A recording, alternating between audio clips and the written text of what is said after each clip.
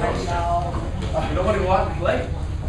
Our first order of business is the attendance has been taken, and the second order of business is we have a guest speaker tonight, Ezra Goodland, who every year comes at the request of the board president. Last year, unfortunately, he didn't come, but he comes and he gives us a talk about our responsibilities on being a board member. Hi, good evening. I'm Ezra Goodland, the Attorney Corporation Corporate Counsel. So welcome to those newly elected board members and welcome to those serving. What you have here is a memorandum that I prepared called Fiduciary Duties as Directors of the Co-op Corporation. And it's really a brief discussion on what it means to be a director. And the basic legal tenet of being a director is that your relationship to the corporation and to the shareholders fundamentally changes once you're elected as a director or a member of the board of directors. You're still shareholders, you're still residents of the community, but now that you're on the board as a director, that imposes certain obligations that weren't there before, and it gives you certain rights that weren't there before either. The major rights that you have as directors is essentially to be knowledgeable about all that is happening in regard to the corporation. And you obtain this information in various means. You get a lot of communications, probably more than you want, and either in writing and verbally and orally and in other ways. And as a result, you learn things and you know things, both in open session and also in executive session, that you would not know as shareholders. And that information comes to you because you were directed with the corporation. And you're allowed to deliberate and make decisions regarding the corporation that shareholders do not have a right to do. So that's a very significant set of duties, but with it comes a very significant responsibility. And that's called fiduciary duty to the corporation and the shareholders. And you're really held to a higher standard as a director than you are as a shareholder or resident. And this memo just goes through some of the key points that are involved in the concept of fiduciary duty. Let me just start off by saying that because you have the fiduciary duty, that doesn't make you an insurer of everything that the corporation does. The board is allowed pretty wide tolerance in how it acts and the decisions it makes. The courts have fashioned what's called the business judgment rule, which they apply to boards of directors of corporations. And Morningside is a corporation. It's a co-op, but it's essentially a corporation functioning under the business corporation law. And as such, once the board makes a decision, and assuming that decision is not done for any self-interest, but is done in good faith and for the benefit of the corporation, the courts will generally not second-guess that decision if it's challenged. There have been several cases where boards have said we're going to spend a lot of money to fix a roof. Some shareholder sues and said, no, I don't think that's a good idea, and here are all the reasons why. And basically the court says those may be good reasons, but the board acted in its capacity, within its scope, and therefore we can honor the board's decision. So you have a wide latitude in making decisions. You're entitled to rely on expert advice, or so-called expert advice, given to you by attorneys, architects, engineers, and so on. There's also, as a backup, directors and officers liability insurance. So if there should be a lawsuit against the board, assuming that you've acted within the scope of your duties, that claim will be covered by an insurance policy. Now, going into the specifics of what goes into fiduciary duty and the way that ideally you're expected to act, they're listed in the numbered paragraphs beginning on page 2. And I think what you'll find if you look through these is that 99% of them are nothing more than common sense. I mean, really, there's nothing that is very unusual here or anything that is, totally unexpected. I mean, attend the board meetings, obviously, become familiar with the corporate documents. That is important. You should obtain a copy of the bylaws and read them. It's a tough haul. You've got a very unusual set of bylaws, which has kind of grown over the years, very often in response to specific situations, many of which have been left behind and basically forgotten, but the language remains in the bylaws. So sometimes you tear your hair out trying to figure out what it means and how it hangs together. There's also a certificate of incorporation that's filed in Albany, and that is your charter, and you should look at that. And also the resolutions that the board passes should be kept in some coherent manner so that directors can go and look back on prior resolutions, and see what policies the board has adopted. Participate in discussions, and in my opinion, I think you should vote. This is something that always comes up in boards. What happens if I abstain from a vote? Legally, you can abstain. My own personal view and professional view, perhaps, is you were elected to take a position on things. And sometimes there are reasons for abstaining. You may not have been on the board long enough to know enough about a matter. A very simple example is minutes are being held up for approval and you didn't attend the board meeting at which those minutes were taken, you're not going to vote on it.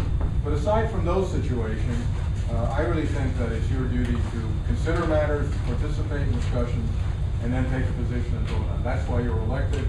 You wouldn't be on this board if you didn't have some pretty good views and strong views of your own, what should be done.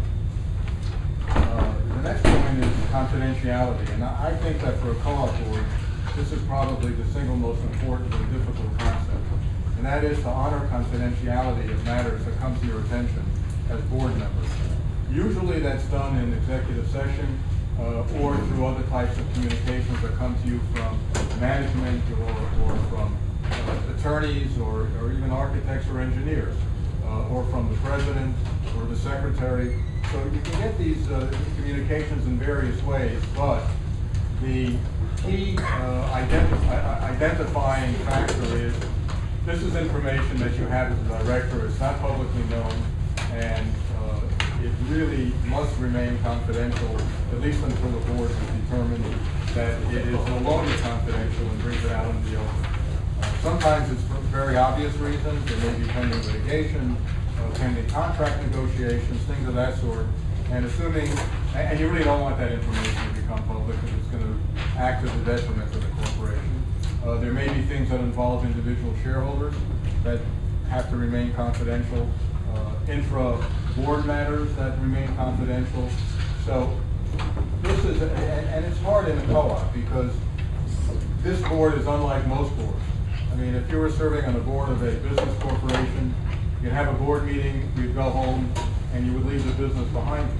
But here, when you go home, you take the business with you because you're living in the community, that you're kind of governing. And so it's difficult because you have neighbors, you have friends, you have family members.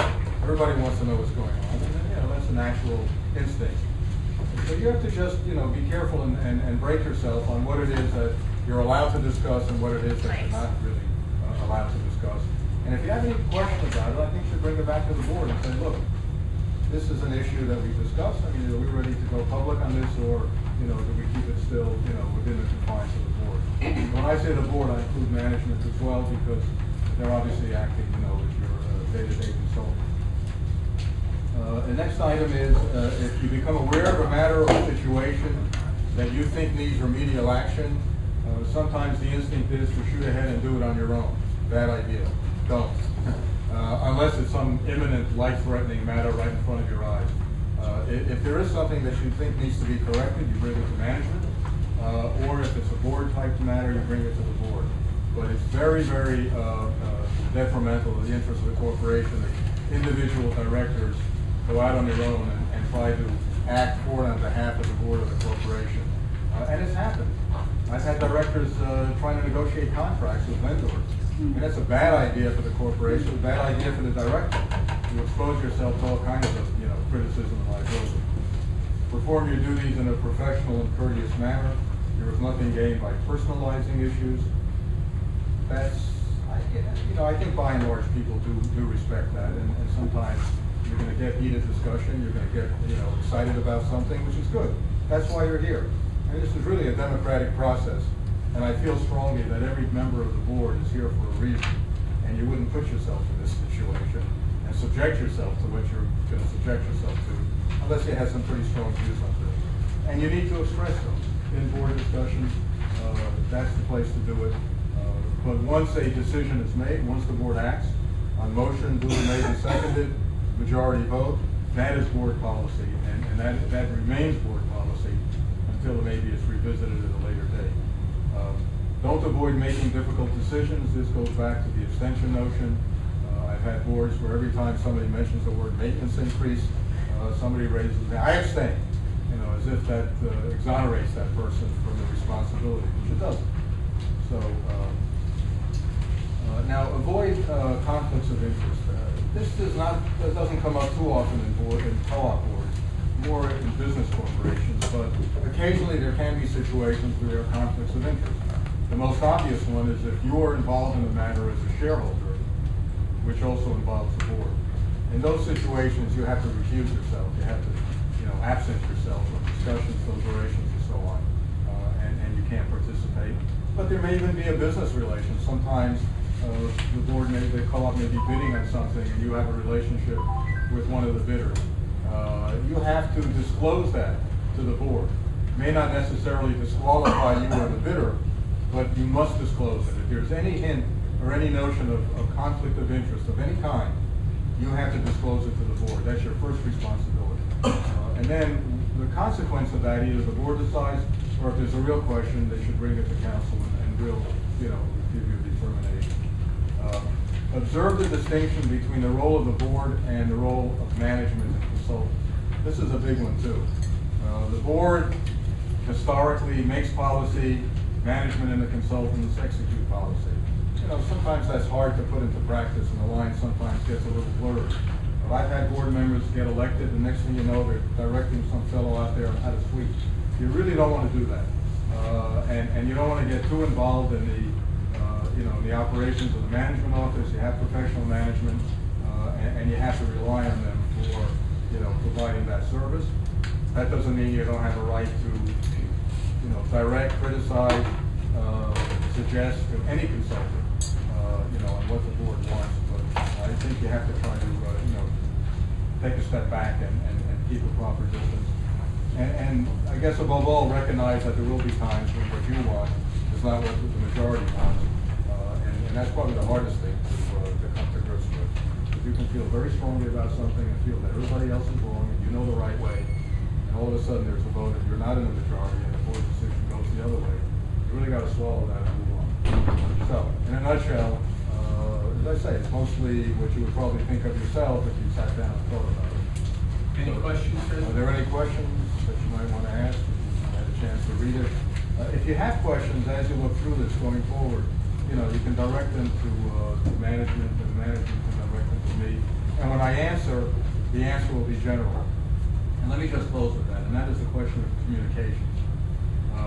My policy is that I do not communicate with individual board members. I don't communicate certainly with individual shareholders. It would be chaos if I did, for obvious reasons. I communicate with management. I communicate with the president, whoever the president may be, and that has been my policy throughout. And I communicate with board members that are authorized to communicate with me as committee chairs and sometimes as treasurer and so on. And I really try to keep that, that line, consistent, because otherwise, there's just anarchy. So, again, are there any questions? No? That's clear? Everyone read it. Oh, everyone read it. That's good.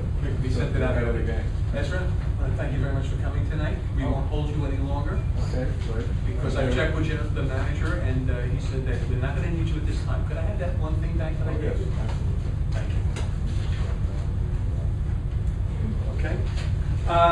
Now, our next order of business is the board approved an allocation of money to hire an expert to examine the idea of an owner's representative for the work that's going to be done on the co-op. Thank you so much. I appreciate it. Good night, all. Good night.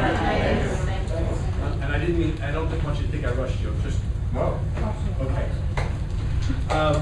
Our consultant that we hired is Mr. Gene Ferrara. He is here. Do you want to stand? Do you want to sit at the table? What is your pleasure, Gene? I think I'll sit. And by the way, Yes, we speak all the time. We don't It's beat like funny because Gene is the engineer on, I represent a lot of co-ops, and Gene is the engineer on So, many different projects that we have communicated over the years by email, phone, and I've never met them. It's amazing. Well, that's today's world. I mean, you can go, right, for 5 years with somebody and intimately, and never know who they are. It's about 20 years. 20 years? 20 years they had it. 20 years of back and forth. Now that is amazing. In 20 years, Anyway, we brought them together tonight. We've had a very good experience together. I just wanted to Yes, know that. Gene, do you want to sit here at the head of the Yeah, I'll table? sit over. Good, excellent. Now, Gene is going to present an oral report to the board. Sometime later this week or next week, Gene? Yes. Well, I just got some information that I still have to review, so I'm going to try to get it out before the middle of July. That's the goal. Okay, and so it'll be ready for we'll be able to review that before our next meeting, correct? Yes. Thank you, Gene. All right. Good night. Thank you. I got involved about a month ago. After being asked to come in and take a look at different things. The first thing I did see is that the project file was in disarray or non-existent. Working has nothing to do with the current management. As you know, they recently got involved in the building. But what we had is a situation where review was not possible without the documentation. I put together a list of that information, and that information was then, through management, brought out through the engineering firm, through the contractor. Not that they didn't document the project well, it's just that the end document never found its way into proper filing status here at the building, which is important for a lot of purposes. Working through with Russell, with Iris, and the rest of the staff members here, we were able to put together a good chunk of the information. The rest was then just recently finalized today, and actually there's a box over there. That Right on the window, behind you. We moved it right over there. Oh, you moved it here now? Okay. What we did notice is that when we got involved in the project, there was a history in which documentation may not be the only answer to the history. One of the things that JMA does for the past 30 years, or 32 years, is been one to ask questions and not come to conclusions. Because when you have a project that starts at X dollars and ends up Y, there's always a story on how that happened. The question becomes, let's listen to the story, let's understand it. Let's also understand why the job is taking so long. Let's understand exactly what this engineering firm, their goal was out on the onset, what their contract was, and also what the contractor was set here to do, and how do we get to where we are today. What I found is this. Basically, you started off at a relatively small project. I can say relatively small, it was a lot of money. Well, for a building of this size, it's complex of this size, it actually is a medium-sized job for how you would approach a complex like this, and let's say in disrepair. Okay? During the phase of that project, you were able to entertain into some beautiful hurricanes and some rainstorms, in which not only local law 11 facade work became important, it also became important to replace the roofing systems. So sometime in the middle of the job, another emergency occurred in which really phased things differently, different attacks had to be taken. When we look at the different specifications and the different ways that the architect and consultants came up with how they were going to do some of the repairs, yeah, we have some differences. However, they're not, the things that we did see were not things that are not being utilized in the industry. Everybody has differences of opinion. You saw your lawyer leave. I'm not going to say anything bad about him. He's a great lawyer. But you can take 2 lawyers and they'll give you 2 separate contracts with two different sets of clauses, and they both serve different purposes. But my key here is to find out which one I can recommend to be quicker, just as long-lasting, and maybe less expensive if possible. And something that the current engineer can also sign on to and be responsible for, because he is your engineer. We are not. We are your owner's representative. And that gives us a very unique place. We're not here to tell the engineer what to do, how to do it. We're just here to mention that these are things you may want to consider, and therefore we don't have an adversarial situation with him. And we have found that both him and the staff, as well as the contractor, have been open to us, which is very helpful. We've come up with some harsh statements that they've had some answers to, and some of them they realized there were some errors being made and they corrected them. And I'm going to give you a couple of examples of that. Right now they're going through the roof phase of the project, and the roof railing, we would recommend that they would have done it a little differently. There's no difference in costs here, it's just different ways of going about it. And we warned them, cautioned them about a certain situation. And that certain situation was that the railings aren't always so set as far as heights go. And sometimes the best thing is to do sleeves instead of a fixed mount. And that way you could adjust them. No, we have it right, we have it right. So I said, we need a mock-up immediately. So as soon as the rails got and the roof was to that stage, we did the mock-up, and lo and behold, it's not so simple as we discussed with them, and there is modification.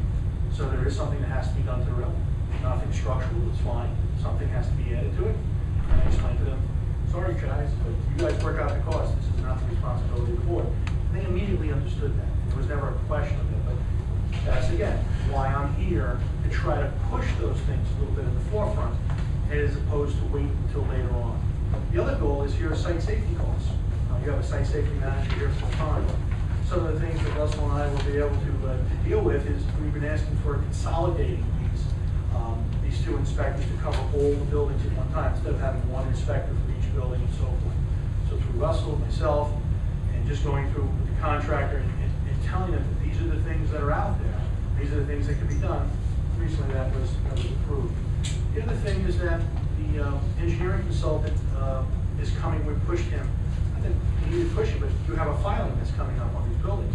And that filing is the 7th cycle PIWA, or FISP, which is facade inspection of exterior walls and appurtenances. You don't ask me to spell the last word. But I do spell it, but I don't like to know the name. It's a tough thing because it involves a lot of different aspects of this building. Now, because your buildings are under construction, they can't be filed as safe, but they would be filed as SWAM, safe with repair and maintenance. And they're given a time period. There's one building, however, that can't be filed as either one of those two. It would be filed unsafe. Don't get upset about it. It's not a big deal. But the reason why is some of the conditions that were noted in the last cycle were not addressed at this time. So I gave them different recommendations. I sit on the Buildings Council concerning this law, and I was able to help them with ways that I thought that they could file, with staying in tune with the law, but yet alleviating some of the issues. Now, I will say one thing, to our surprise, last meeting that we had with them, they've offered to give a free filing for the buildings. At a cost of $24,000 of savings for the building, which is a tremendous sum. And I think what they did is they realized that, you guys are good people here, you've been a good client of theirs. Also the fact that there is some need to try to say thank you for those services, and that's what they've offered. You'll pay for the filing fees and for the expediting fees, but those are minuscule compared to the $24,000 in overall fees for the filing. The other thing we found is that when we got onto the job, we found that the engineer was engineer. Thanks. Really 1 or 2 days a week, You can stay which where is you not are. a problem. I'm gonna sit here. Which is not a problem. However, we thought that more visitation in less periods of time during the day were more important. The reason why is that on any given day, contractors here with 40 guys, as many men as they may be showing up with, get into that as well. We thought that when I run my jobs is that we like to be on the job site every day, and maybe for an hour or two, as opposed to being here for one day for a meetup. The reason for that is that you want to see these different things going on. We had a little pushback, not great, but I showed up one day, and I did a little walk around, and I caught something, and I think the contractor was very happy I caught it, because eventually it would have cost him a problem in the warranty situation. And I noticed the roofing system that was just being installed was being installed properly as far as the installation. Immediately we called in the manufacturer. The engineer did not have the opportunity to observe it. I think if he did observe it before I did, he would have come up with the same conclusion. He was very upset when he got out there to see it. And it was because the people were not being properly supervised. First day of that task. Don't get worried about it. It's something that can happen. Since then, there's been certain checks and provisions that have been put in place. And also, we review now, there's a new roofing foreman, and he understands the criteria that are included. That's important. We have a 25-year warranty coming up on these roofing systems from the manufacturer. And also the manufacturer come out. You know the manufacturer's rep.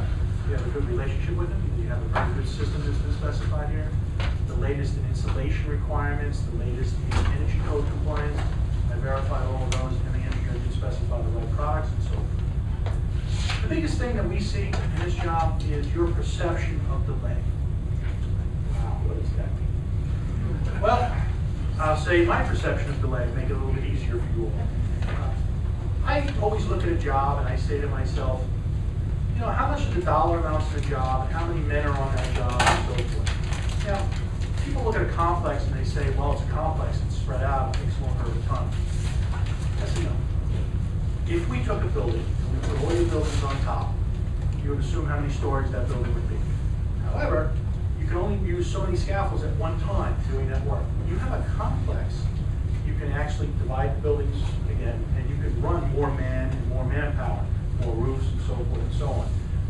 We tell contractors, and we can tell them all we want, and I think Russell and myself and everybody has really concluded this, the real problem here is the lack of manpower, still within the time limits of his contract.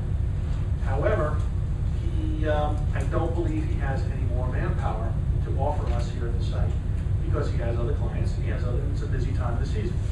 What I do explain is ultimately by giving us more manpower with our roofing, because the facade work on building 6, see if I get it right, building 6, 1, 2, and 3, if we can complete those, at least 6, 1, and 2, a good chunk of this bridging can come out.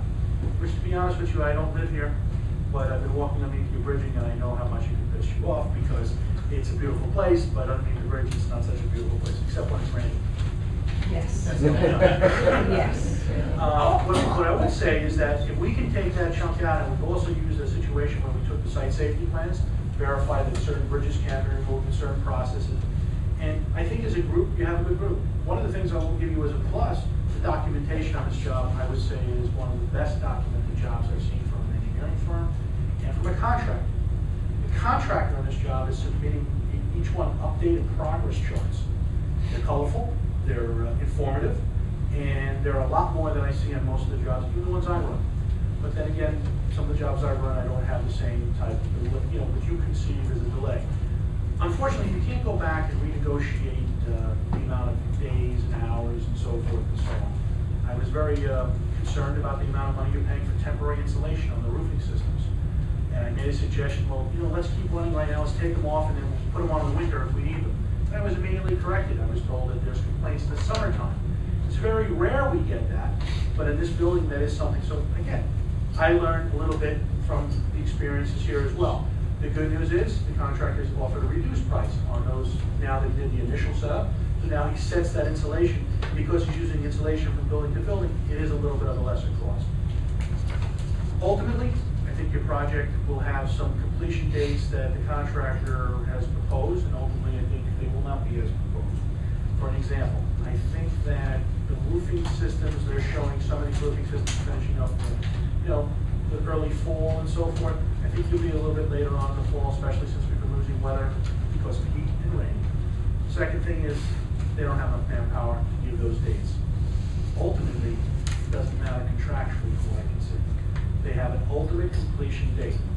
Do I think they'll make the ultimate completion date if there's no more change orders? And for the most part, I think the change orders are just about to the down last trickle because they've given an outlook of how much more they think is going to be on Building 5 based on what they found in the other buildings. So the board kind of has a handle on that.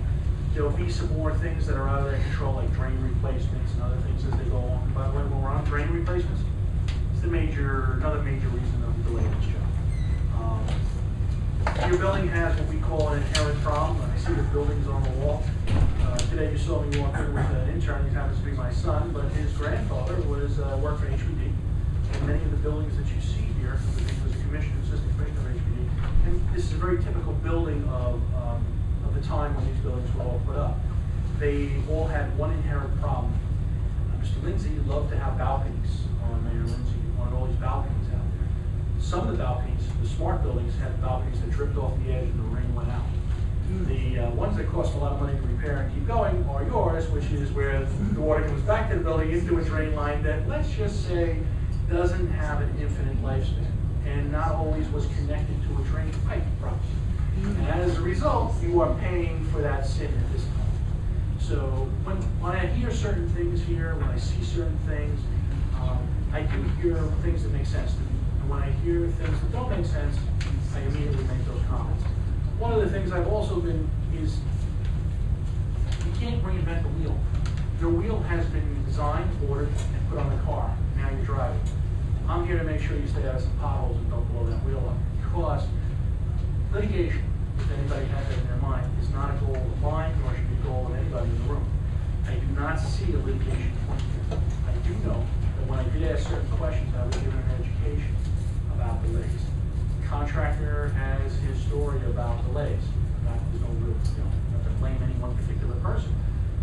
was a stop work order on this job, and it had to do with site safety. Because I'm the type of guy I am, and I run the type of firm I do, I am always on the forefront of issues. I hope, I try. I give seminars on this. Sometimes not only engineering firms are going to those seminars, and sometimes we gamble. I'll give you an example of a gamble. Sometimes you file a building, okay, and when you file that building, then the code changes, or you think it changed. In reality, that code had been changed, and the building department inspectors did not pick it up, and therefore the buildings were allowed to proceed with work without a site safety manager. And you say, well, people will put in danger. I don't really think that's the case. I think the bridging was put up properly and so forth. I really don't think that's the case here, but that element took you almost 6 months to get straightened out, okay, because of stop work orders. Now, I cannot blame this engineer and architect, because besides my firm, there was only one other firm that I know at that time had their jobs covered by safety managers. All the rest have felt the pain. And how they feel the pain, somebody calls, they say they saw something, or there's somebody who, or a building inspector starts going around because there's accidents in the neighborhood, or God forbid there was an accident in the building, and that's how you get that stop work order. The problem with that is the money then. That may have not been budgeted in. You can allude to how much that may have cost over time. But right now, it's a little bit less pain than you could have been facing. You could have been paying a full-time site safety manager for each building. That's a guy probably running somewhere around $600,000 a year. So it'd be much less than that, and that's good news. The bad news is, at any one time, you can get another stop work order for any one of 19 different flavors of the day, as we call them in the New York City Building Department. When I did get here at the site, I noticed some things. Although we're not responsible for site safety, we do have to walk on your roofs, and we saw some things we didn't like, and we asked the site safety manager to respond and to inspect. And we reminded him of his responsibilities, not to come here and just fill out a form. It's to walk the roofs, to be involved, and to be your advocate. That's why he's hired. And when he's asked his opinion, he needs to be put in writing. So some of you who have attended my meetings, you know my mannerism. I speak candidly, I speak friendly, and then when I see something that I don't like and I get a bad answer, it gets a little dark, okay, until it gets bright. And I think at this point in time, I think your code is pretty good. I see that they got my push as far as more manpower. There is more manpower coming, but there is going to be, I have a strong feeling there's a limit. I'm trying to show the contractor how more manpower should make him more money, get him out of here quicker, less bridge rent, less this, less that. I also explained to him that I really care about the fact that we don't have bridging all over the place in different locations. We need to get it moving. I don't care if one building finishes or not. He has a certain schedule to keep, and if it can be enhanced, it should be enhanced. And he's been responsive. I don't see a collusion issue between your engineer and your contractor. I don't see evidence of that. In fact, I see a respectful back and forth of different comments. However, when you're together on the job for a long period of time and you have the same problems, people leaving their windows open, people not providing access to get their terrace drains replaced, these are the people that are causing problems.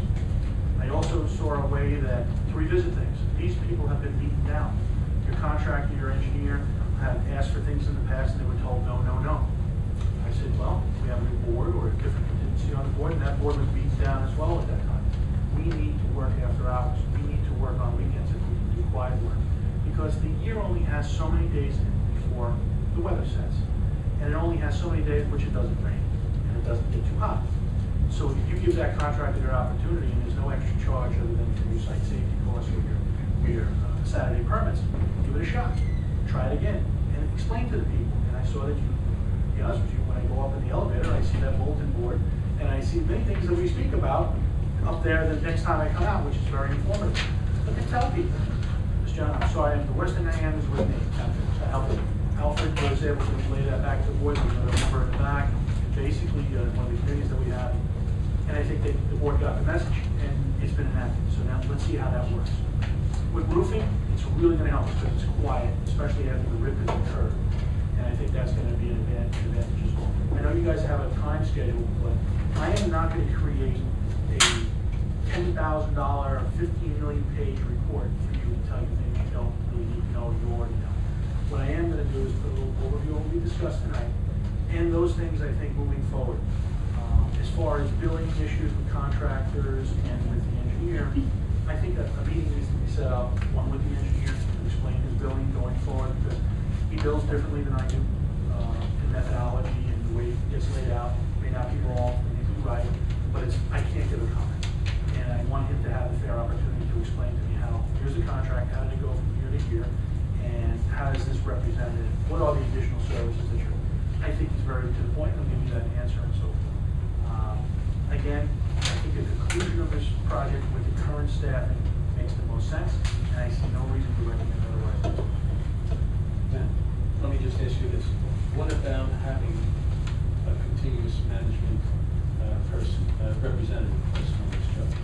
Well, the one thing I have to do, and I wasn't given that opportunity, is, and it's really the last building, is to, because they just got started over there. I want to have an opportunity for one of my staff members and one of my vice presidents to come out and do a scaffold drop on a wall, which is the first drop, so that it's the first inspection. So the architect and engineer says they want to do X, Y, and Z work on that wall. And I want to see whether or not that jives what we would recommend. If they're a little heavier and it's close, it's a small difference. If it's a major difference, then maybe we say to you, it's not a local 11 item. You need to save money at this point. And if you need to take credits on building 5, that's your financing. My issue is if it's not much money, the more the better. You have the setup. And the goal here is not to be back here for 5, 10-year goal is what I see has been presented. Roofing obviously more, but facade work. I hope it works for you. The reason why I say I hope it works for you is sometimes the concrete balconies sometimes they don't allow that, but you've done a lot of preventative maintenance on it. And if that's maybe a couple of isolated repairs around there would be the goal. And leaks. If somebody has a leak, remember these people have now removed all the brickwork on a building, put it all back with flashing. So there is that potential for that to happen. As far as my involvement or a project manager moving forward, I think you see what I do in a couple of hours of my time a week or every 2 weeks. Unless something dramatic happens, I cannot, and again, that's the way I work, and that's the way Cooper Square has recommended us in many of their projects. I'm not here, one, to make money off of something that doesn't need to be made money off. But things change, may change in both directions. There may come a time where I say, I have nothing more to offer. I have no more value because I think you're on target, and you may want to cease. And then you may say, gee, could you come back anyway once a month and take a look around? Sure, whatever you want. You tell me, no, gee, we disagree, we'd like somebody from your staff here to be an hour a day, whatever you want, I can provide. I don't see it right now. What do you actually see for this? I know there were reports coming out, the recommendations, and Russell's going to give us the plan. But what do you think as a management representative? Do we need one every day? Do we need one every week? I think you are represented by your engineering firm in a manner that is proper, in a manner that is honest, what I can see, and informative. What I would like, when we're having conversations about billing and so forth, the commitment from the engineering firm to truly spread out their inspection times. Okay. Now, the reason why I say that's going to become more and more available is because you're going to be only working on roofs at some point in time in the remainder of these buildings. And I got news for you. Walking up to a rooftop takes very little period of time, and you don't need to be here 8 hours for that one day, even with scaffold drops. So if we can make it 3 times a week for that person, maybe I'm coming 1 day a week, and I'll handle it myself, and you walk around, maybe some opposite days of them, or the same days of the week. That's been the bang for the buck. Okay. So you'll put that on the report? Yes, I will. Okay. Hey, Maitri. Go ahead. No, go ahead, Maitri. So I have a question about the change orders. Did you have a chance to look at all the change orders and examine them to see if that's usual for a project this size? What's your sense? What happened here is you call I don't think this project was originally set up properly. That's not your engineer's fault. The problem is that there may have been a global aspect look at this building that your engineer came up with, and Lee did. And he may have made certain recommendations, but a small scope was then selected to do X amount of work. During the course of that project, the roofs became necessary. Additional work on the balconies because of hammer testing, drain repairs became necessary. You had your hurricanes, you had leaks, and you had other things to be involved. So you grew. To me, I always try and push the board to do more. I'm getting paid on a percentage. When I see your engineer's not being paid on a percentage either. But to try to include this from the beginning would have been a better design. I may have even done 3 buildings with one contractor, and 3 buildings with another contractor. There's really a few contractors that can put 60 to 70 men on a complex. This job probably needs 60 to 70 men. When it was fully blown out. That's not, what are you gonna do? At that point in time, the choice was to continue with the contract that's in place and so forth. I wasn't there at that time negotiating these changes. You can't go back. Your engineer is keeping count, is documenting the days. I'll tell you this, the contractor here is not showing up for days. In fact, I caught him a couple of days that I would have called borderline, said most of my job shut down. He's trying to push a job, he's trying to make it happen. But again, the manpower is under what I would normally expect of a project this size. Dan, a few questions. What is the manpower director? I believe it was somewhere around 40 men. Russ, do you remember? 40 to 45 men. 40, 45 men. I think they just bumped it up to 45, and I think we're gonna go close to 48, 50 on the, when we could get a couple more guys on the roof.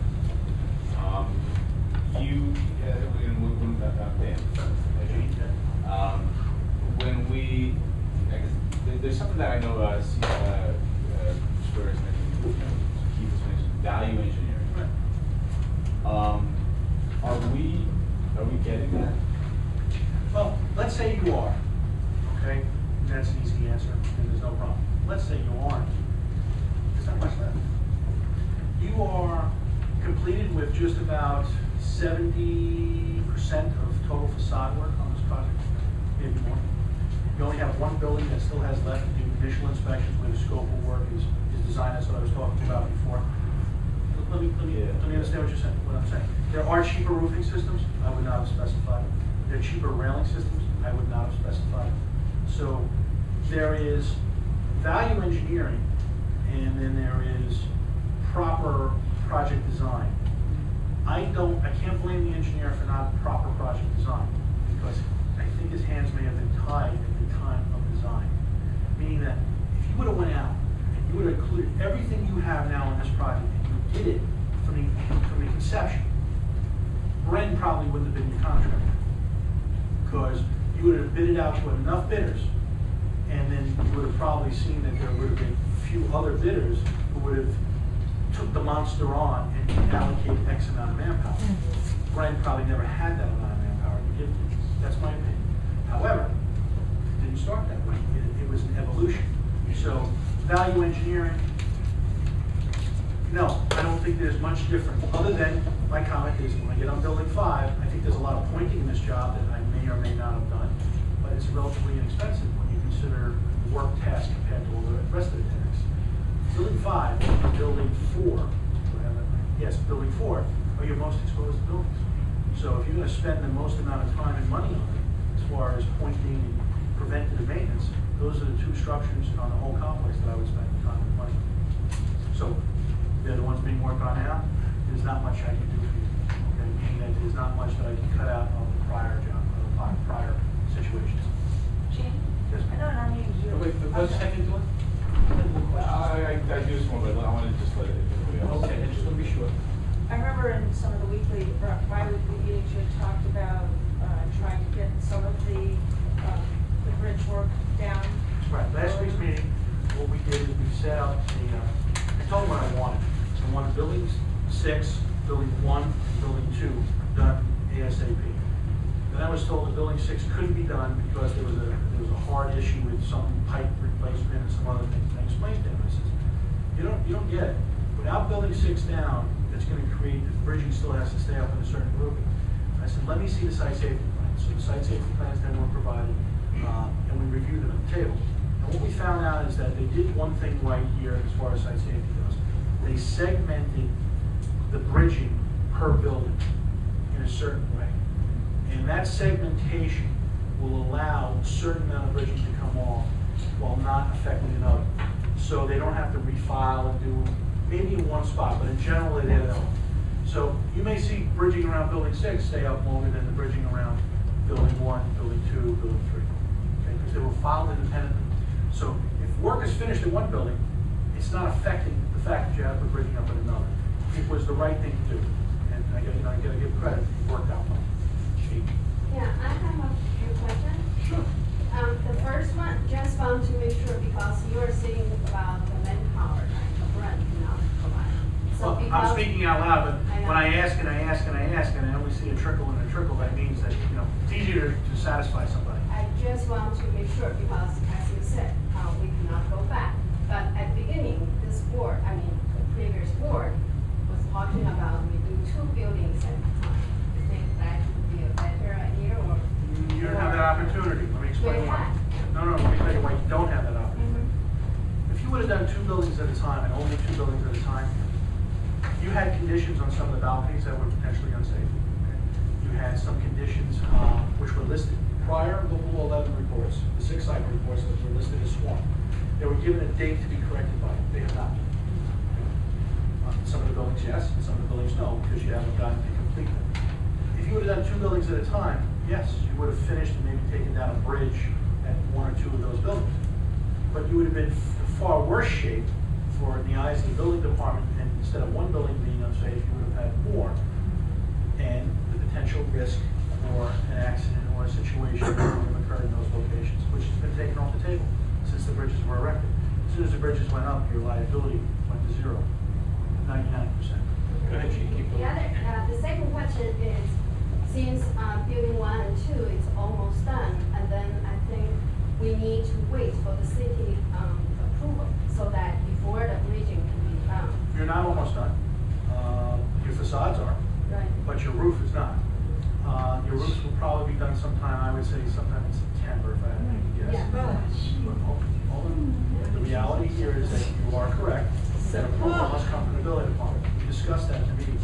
When we think we're gonna reach close proximity, when the roofing railings are in place, and see, this building department's a little weird. Years ago, if we were just doing a punch list on a roof, they let you go. And all right, you don't need to put the bridge up. If you are doing anything on that roof above the ground level, the city inspectors will not let you take the bridge away. So with that being said, I explained that both to the engineering firm and to site safety manager and the contractor. And I said, how come we're not working on the bulkheads? How come we're not working there? And how come we're not working there? They said, well, we're going to do the roof. I said, listen, get up and do the bulkheads, because you're going to finish the monster and you're still going to be feeding the little dog, and there's no way to get the bridge out of here. So there's more focus. So my question is, you will help us to have the city, to push the city to do the approval faster? No? So Reason who's being, the responsibility for that? the site safety manager needs to call the city, and if they can't get anybody, then I will try to help, but I will tell you this. The New York City Building Department has grandiose plans, big move. The code has changed more in the last 3 years than it did in the last 100 years. We're so lucky. And the amount of manpower retained by the city has increased by less than 10%. No. We're good? We just had a And with that being said, there's not enough people to inspect and to do what the mandates of the city are. But yet they charge you.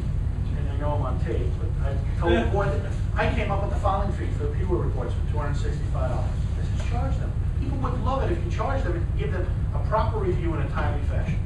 So they listened to me. They didn't hire anybody, they fired 2 people. So now they take 265 times 18,000 buildings, okay? And the report reviews are slower now than ever. I will tell you the 2 people that do the reviews are very competent people and they're very thorough. So there's more denials and rejections that you've ever seen before. But it isn't what the intent was. The intent was hire more manpower, hire people to do this, train the people to do it. They did listen to the violation end of the business. They hired more inspectors, but not more people in the intake and the other division.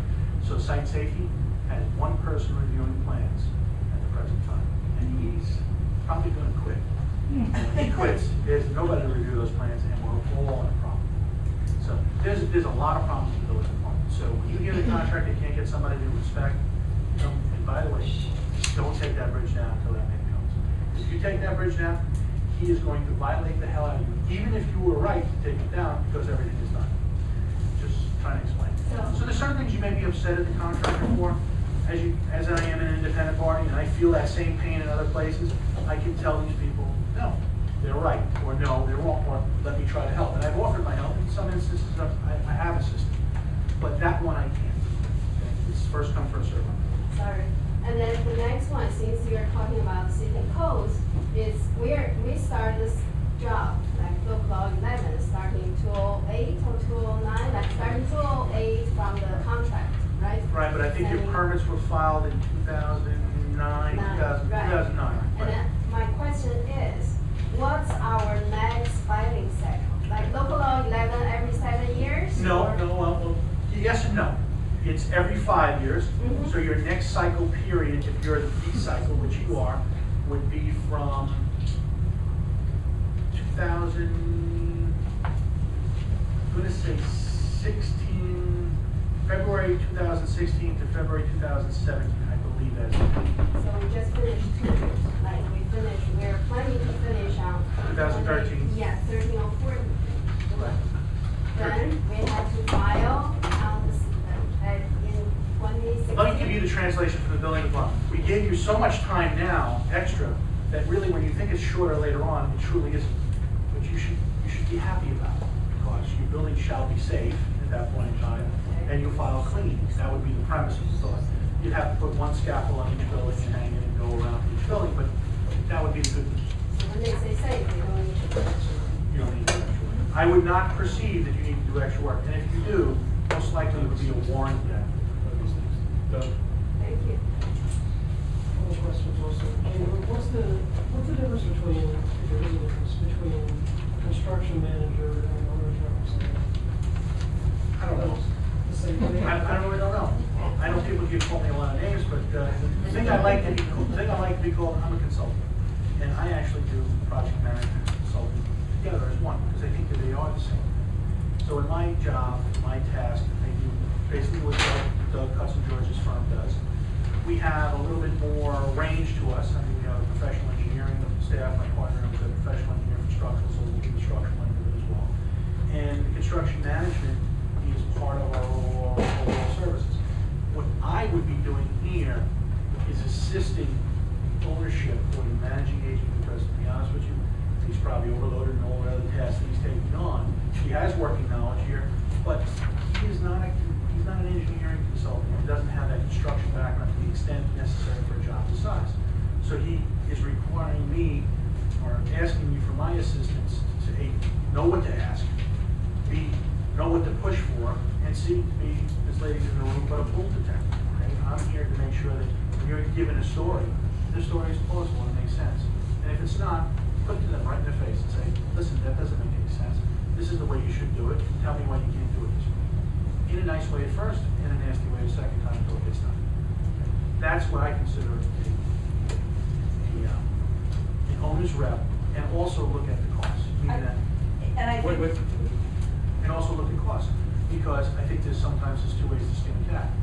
When an extra comes up, I mean, right now, as I said, I don't think I have much more bang for the buck on the last one, because I think you've expended your cost, other than potentially looking at the scope of work on building 5, and to see whether I can cut back on that scope of work, or at least offer that suggestion to you.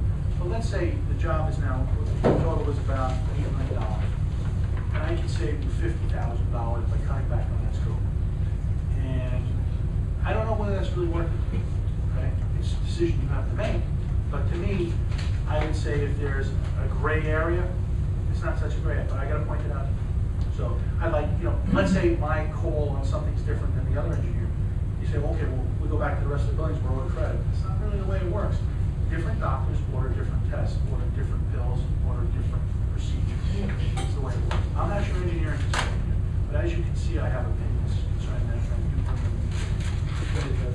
So, I didn't quite understand, at the end of your presentation, did you say that at this point, you do not recommend that we take on a construction manager?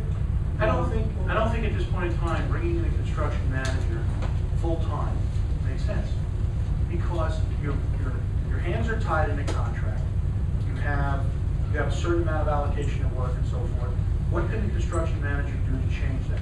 What I did say is that I think it would be responsible of you to retain a gentleman such as myself. For right now, the way we've been providing services, which is about 2 hours a week on average, maybe 3, okay, coming to your weekly meetings and understanding and pointing out the areas that we can speed up the project and make it more efficient. And also to watch the scope to make sure there isn't something that you think you can change. That's a bad. If you would have said you need a construction manager from day one on this job, that would have been something.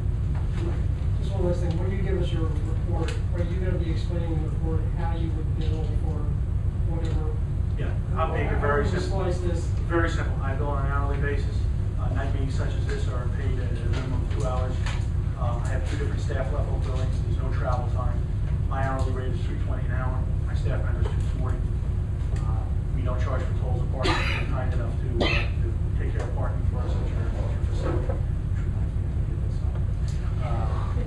And basically what we do is review time. If I'm taking documents back to the office, we review them, so we charge for the time. But you're looking at somewhere around, I think we're talking around $1,000. You're looking at probably no more than 1,000 a week, or hopefully maybe 1,000 every 2 weeks. Now, you can cut that down either by your request or mine. I may say to you at some point in time, there's nothing more I have to give you.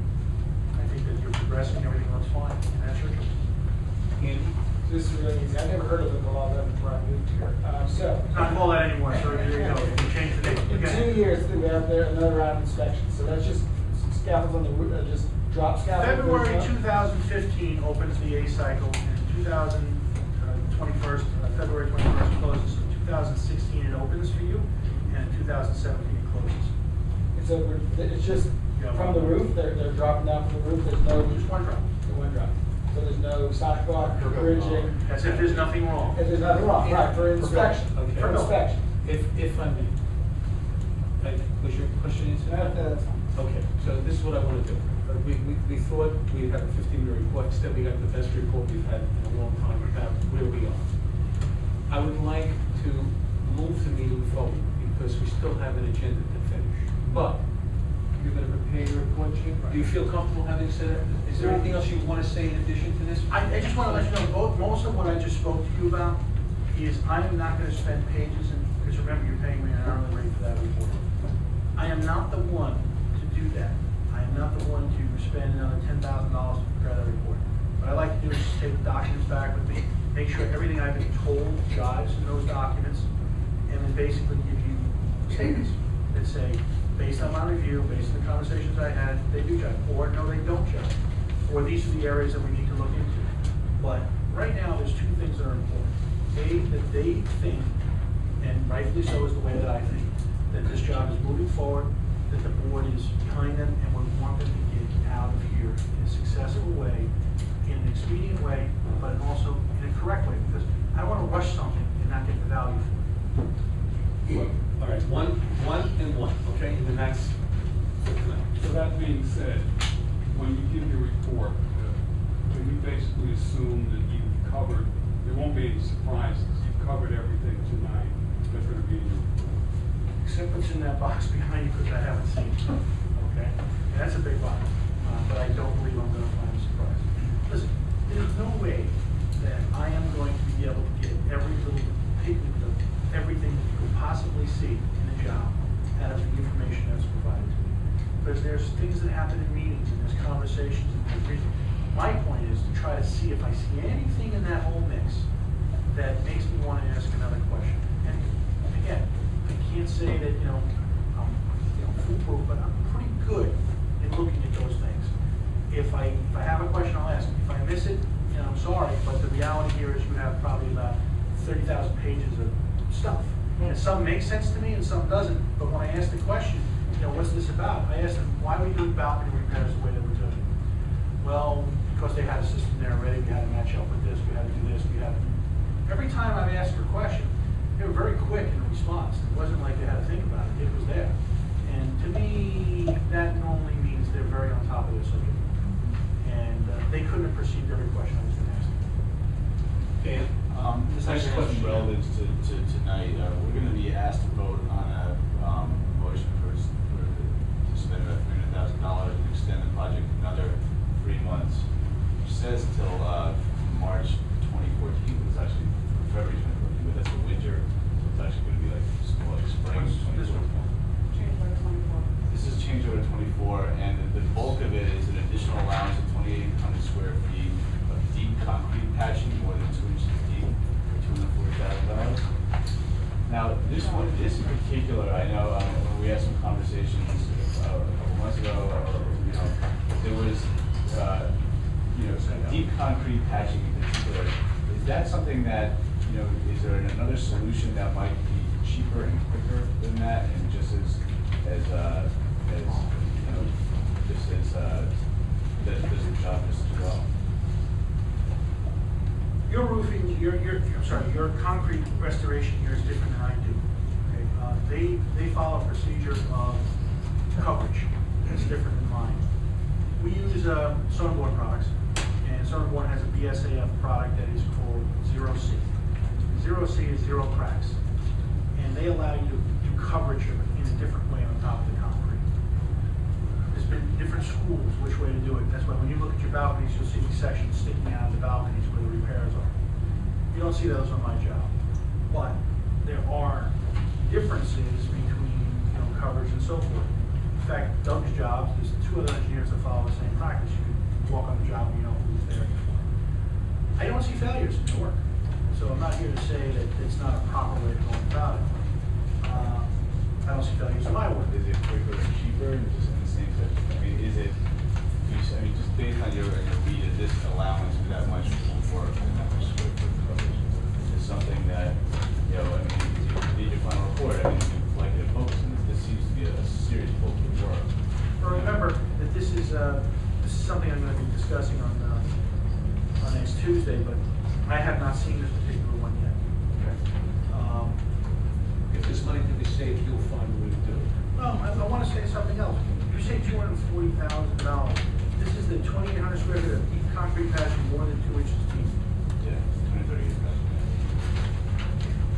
One thing I would like to see with this is where and why. Okay, meaning that I think this is an allocation. So they're assuming that this is something you're going to come across in building 5. I would assume. Russell, is that correct? This is the changeover we were talking about. That's going to close in. I think it was $300,000. Yes. Let's put it this way, Chief. If we approve that tonight, and you're looking at it on Tuesday, if there was a way to save money, you could do it, right? Well, I'm not going to be able to. No, I want to give you two reference points. Okay. I like to see where they're using this. That's right. And this is an allowance addition, so you can say yes to this and then deduct the rest from it any way you want. So you're not committed to it. That's what I'm trying to explain to you. Okay. But they do need this to continue their work. So I would say you can approve it, but if you're looking at the square footage price that he's giving you, I would like him to show me what square footage and where these areas are going to be. See, the problem is you have 1, 2, 3, 4, 5, you have 6 balconies on this building. Is that good? They're really 3 sections, but they're divided in half. It's 3 sections, two on the A and the F line, A and G line, right? H and A, and then the F and G have a long balcony with a barrier in the middle. When you look at the total linear footage of the balconies, this is the highest. Now, the question I will have for them, is this carryover from the prior building, or is it just the total on building number 5? It's they extended it all. That isn't what I was told when this was supposed to be the last changeover, or one of the last changeovers. So to answer your question, I don't have an answer for you. Because that's, I mean, not only are we approving the amount, we're approving a 3-month extension of the contract at the same time. And I don't want to, is that a wise thing for the board to do? We need to recommend something different.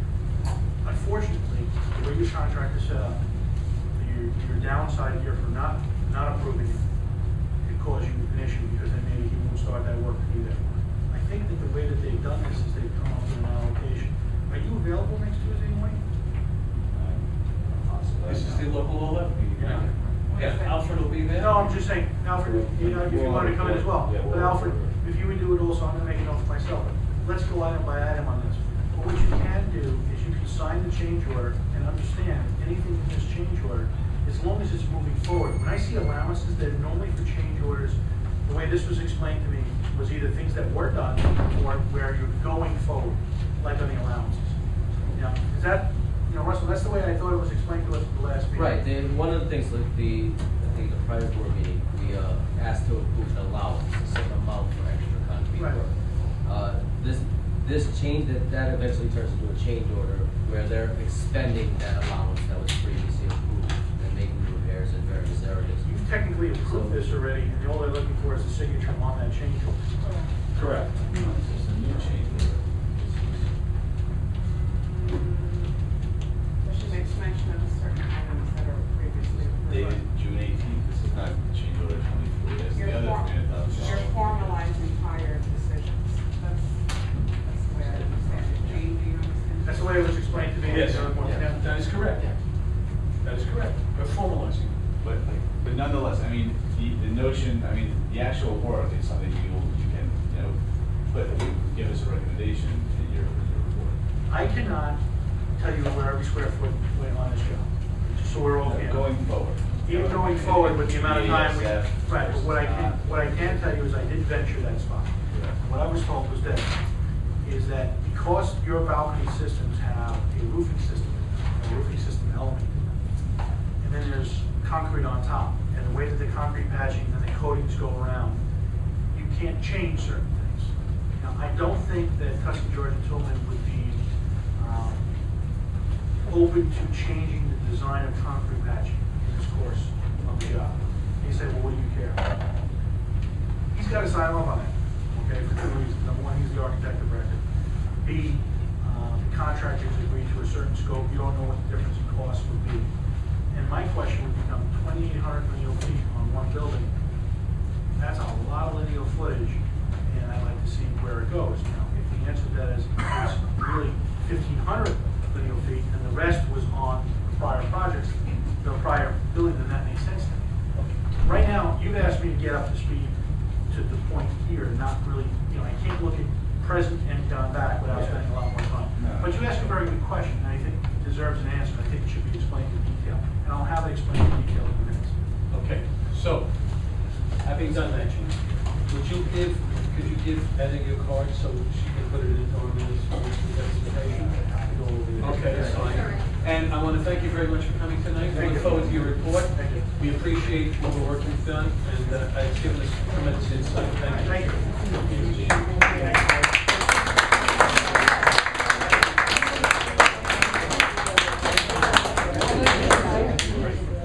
Okay, we have tremendous amount of business to conduct. And since we have minutes from going back before May, what I'd like to do is just do the minutes of the board from the first meeting in May, and then we'll get the other ones in July, because I'd like to have this board up to date. If that's all right, then, Yvonne, would you call them out and let's do it, please? Thank you. Right. Today, the organization meeting. I'd rather start with 12, you want to go that way or go? Yeah, go that way, forward. Go forward, all right. So we're going to leave out the, April and now. Yeah, and we'll do that in okay, so July. our first one, Please. our first meeting is the regular meeting of, May 15th organizational meeting. That's correct. Okay, so I move that the Board of Directors approves as circulated the minutes of the May 15th regular meeting. No, May Right? 15th organization. Sorry, May 15th, 2012 organizational meeting of the board. Is there a second? Both open and closed session. Oh, at the same time? We can, as long as there's no discussion, we can do Oh, both. okay, both open and closed. Is there a second to that, please? Good. Thank you. Any discussion? Good. All in favor? Thank you, unanimous. Okay, for May 22nd, I do have an amendment. I have a suggested amendment from Board Member Mike Singh. I accept it, by the way. My fee is Okay, you correct. saw it. I saw it, it's I- correct, we'll put it in. Do you want it the original, everything that Mike Tree wrote, or just a shortened version? It's the piece that says that you asked me a question, I gave you an answer. That's the piece you wanted, correct? Is it okay to just write Board Member M. Singh asked President Dadana if he was appointing a chair to the Community Relations Committee? President Dadana stated that he had not yet decided on it. Okay, Is that okay? sufficient? Okay, so I. Open and close, let's do Yeah. both. No, wait a minute. The May Closed, 22nd. closed, I think we have, did I give it to the May 22nd closed, we have, and then we have to do it in closed. All right, put that on the side, let's do the open. Okay, move to approve, move that the board of directors approve and circulated the minutes of the May 22nd regular meeting of board of Is there a directors. second? With as amended. Seconded, as amended, it's seconded. Any Okay. discussion? We move to accept, all in favor? Unanimous. Go ahead. The next one is the May 24th teleconference. Yes. So do we call that teleconference or special? It was the special board meeting of, Yeah. May, Okay. of June, whatever. Right, I move, May. Of May I move- 20. May 20, Yeah. May, I'm sorry. Move that the board of directors approves and circulated the minutes of the May 24th Special board meeting. special board meeting, a special board meeting of board of directors, what did I say, the minutes of the. Right. And is there a second? It's good. Any discussion? Just one question, I think since we did teleconference, maybe just add, so I will. that it's. Yeah, it's done. It's taken care of. Special meeting Teleconference. conducted by teleconference. It'll be done. Any other things? No? All in favor? Unanimous. Next. And finally. Oh, you abstained, I'm sorry. abstained. You're the only one who missed the meeting? Okay, good. And And Jeanette, well, she's not here, so go ahead. Okay, Go, and keep rolling. the last one is, I move that the board of directors approves and circulated the minutes of the June 7th, 2012 special meeting of the board of That was directors. held in this room. Okay? Second? Second. Okay? Any comments? None? All in favor? Is that open? and I can't vote. I can't vote. No, special was, Who can't vote? Me, Dan? Recommend. no, special was just an open. I didn't No, know. it was just an open session. It was an open session in this room. Okay, so there's some abstentions? Yes, because Dan wasn't here, I wasn't here, and there's nobody else that counts because there's somebody Lawrence, else Steve, here. and who else? And you? Yes, Donna. right. That's it? Yes, the meeting was run by the Vice President, John Carter. Okay. Okay, Sharon, I'm gonna ask you to give that report in July, if that's okay with you? Sure. Because I just wanna charge ahead. Okay, we've just approved the minutes for this month, the other ones will be done in July, we gotta get this going. We're up to the management report. Everyone has had this management report, we should know what it's about. If there are questions, it should be done online, and we should be able to deal with it quickly. Go ahead, Russell, you're on. All right. Good evening, everyone. The first recommended motion I have for the board is move that the board approves on a permanent basis beyond the previously authorized month of June 2012 for CSR management to pay critical invoices to the following vendors upon receipt to ensure consistent delivery of services. Con Edison, Wells Fargo, Water and Sewer, Verizon Wireless, Property Insurance, Union Benefit Payments, 32BJ, Local 94, Local 272, and SPVA, Oxford Health Plan, United Healthcare, Life Insurance, the Hartford Insurance, State Workers' Compensation Insurance, Zurich Insurance, Real Estate Taxes, Corporate Taxes, S and RCN. There's nothing new in this list, right? No. Okay, I move it. Is there a second? Good, second by Alfred. Any discussion? No? Seeing none. All in favor? Unanimous. Next motion. Recommended motion, move that the Morningside Heights Housing Corporation accept New York State sales tax settlement offer of $9,108.72 based on the audit performed by Mindy Eisenberg Stark, CPA, and the New York State Sales Tax Department for the period of time between June 1st, 2008 and February 28th, 2011. I move it. Good. We're getting money. Yeah, we're getting money, but it doesn't say that in the motion. It's not Move that clear. People Morningside will accept the think that we are taking. Accept the settlement offer. Settlement, it It doesn't says they matter. refunded. Yeah, Refund. yeah. We need the word, you're right. Yeah. Settlement, Refund. The word refunded Refund. offer of $9,108. Settlement can be paid and it can be given. You're right. So Accept- settlement refund. Except. I second, I moved it, it's been seconded. Any more discussion? No? All in favor? Doug? a question. Just out of curiosity. We were going so well. You're moving way too fast for me. I'm curious, how much have we paid Mindy to do the audit? Does anybody know? I know what it is. I think it's by hour. It was a lump sum payment. Yeah. No, by hour. Her fees. By the hour? For the year. But it was a not to exceed number. Right, yeah. No, it wasn't even 40, it's like 12, 12, 15? Yeah, 12. For just the audit, you're saying. Yeah, yeah, it was an extra thing. We can check the motions and see how much we paid for her for just this service. If, For Bill, I can pull her invoice and Next answer time we'll that. get. He'll send us an email. Curious. Any other questions? No? Seeing none? All in favor? Unanimous. Next. Recommended motion, move that the board accepts the insurance proceeds from affiliate FM in the amount of $11,655 for the repairs associated with the kitchen waste stack leak from April 3rd, 2012, affecting apartments in the B and C line of building 4. Total damages were $21,655 minus our $10,000. I move it. Any second? Good. Any discussion? Maitri? One question for this one, is the deductible of 10,000 for incident, for incident, or is it supposed to be It's per occurrence. Per occurrence. Yes, per incident. Each time, so if something else happens, we would have to pay another $10,000.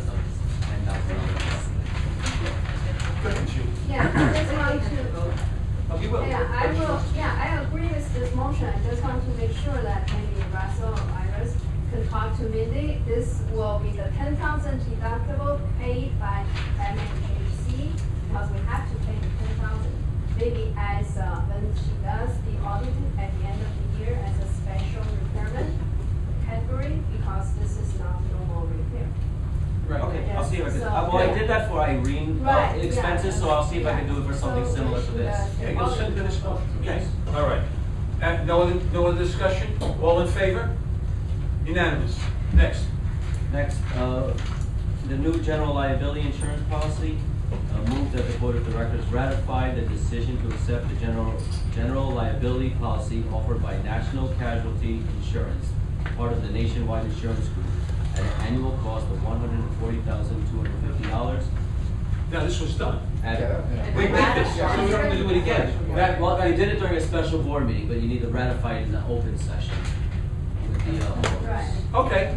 Okay. Any discussion? Wait, are you moving it? Yeah, I'm moving it. Huh? Are we ratifying our own decision? Right. Because he's saying it has to be done, so it's fine. Is that, I moved it. Is this that? Good. Any more discussion? Dan? No.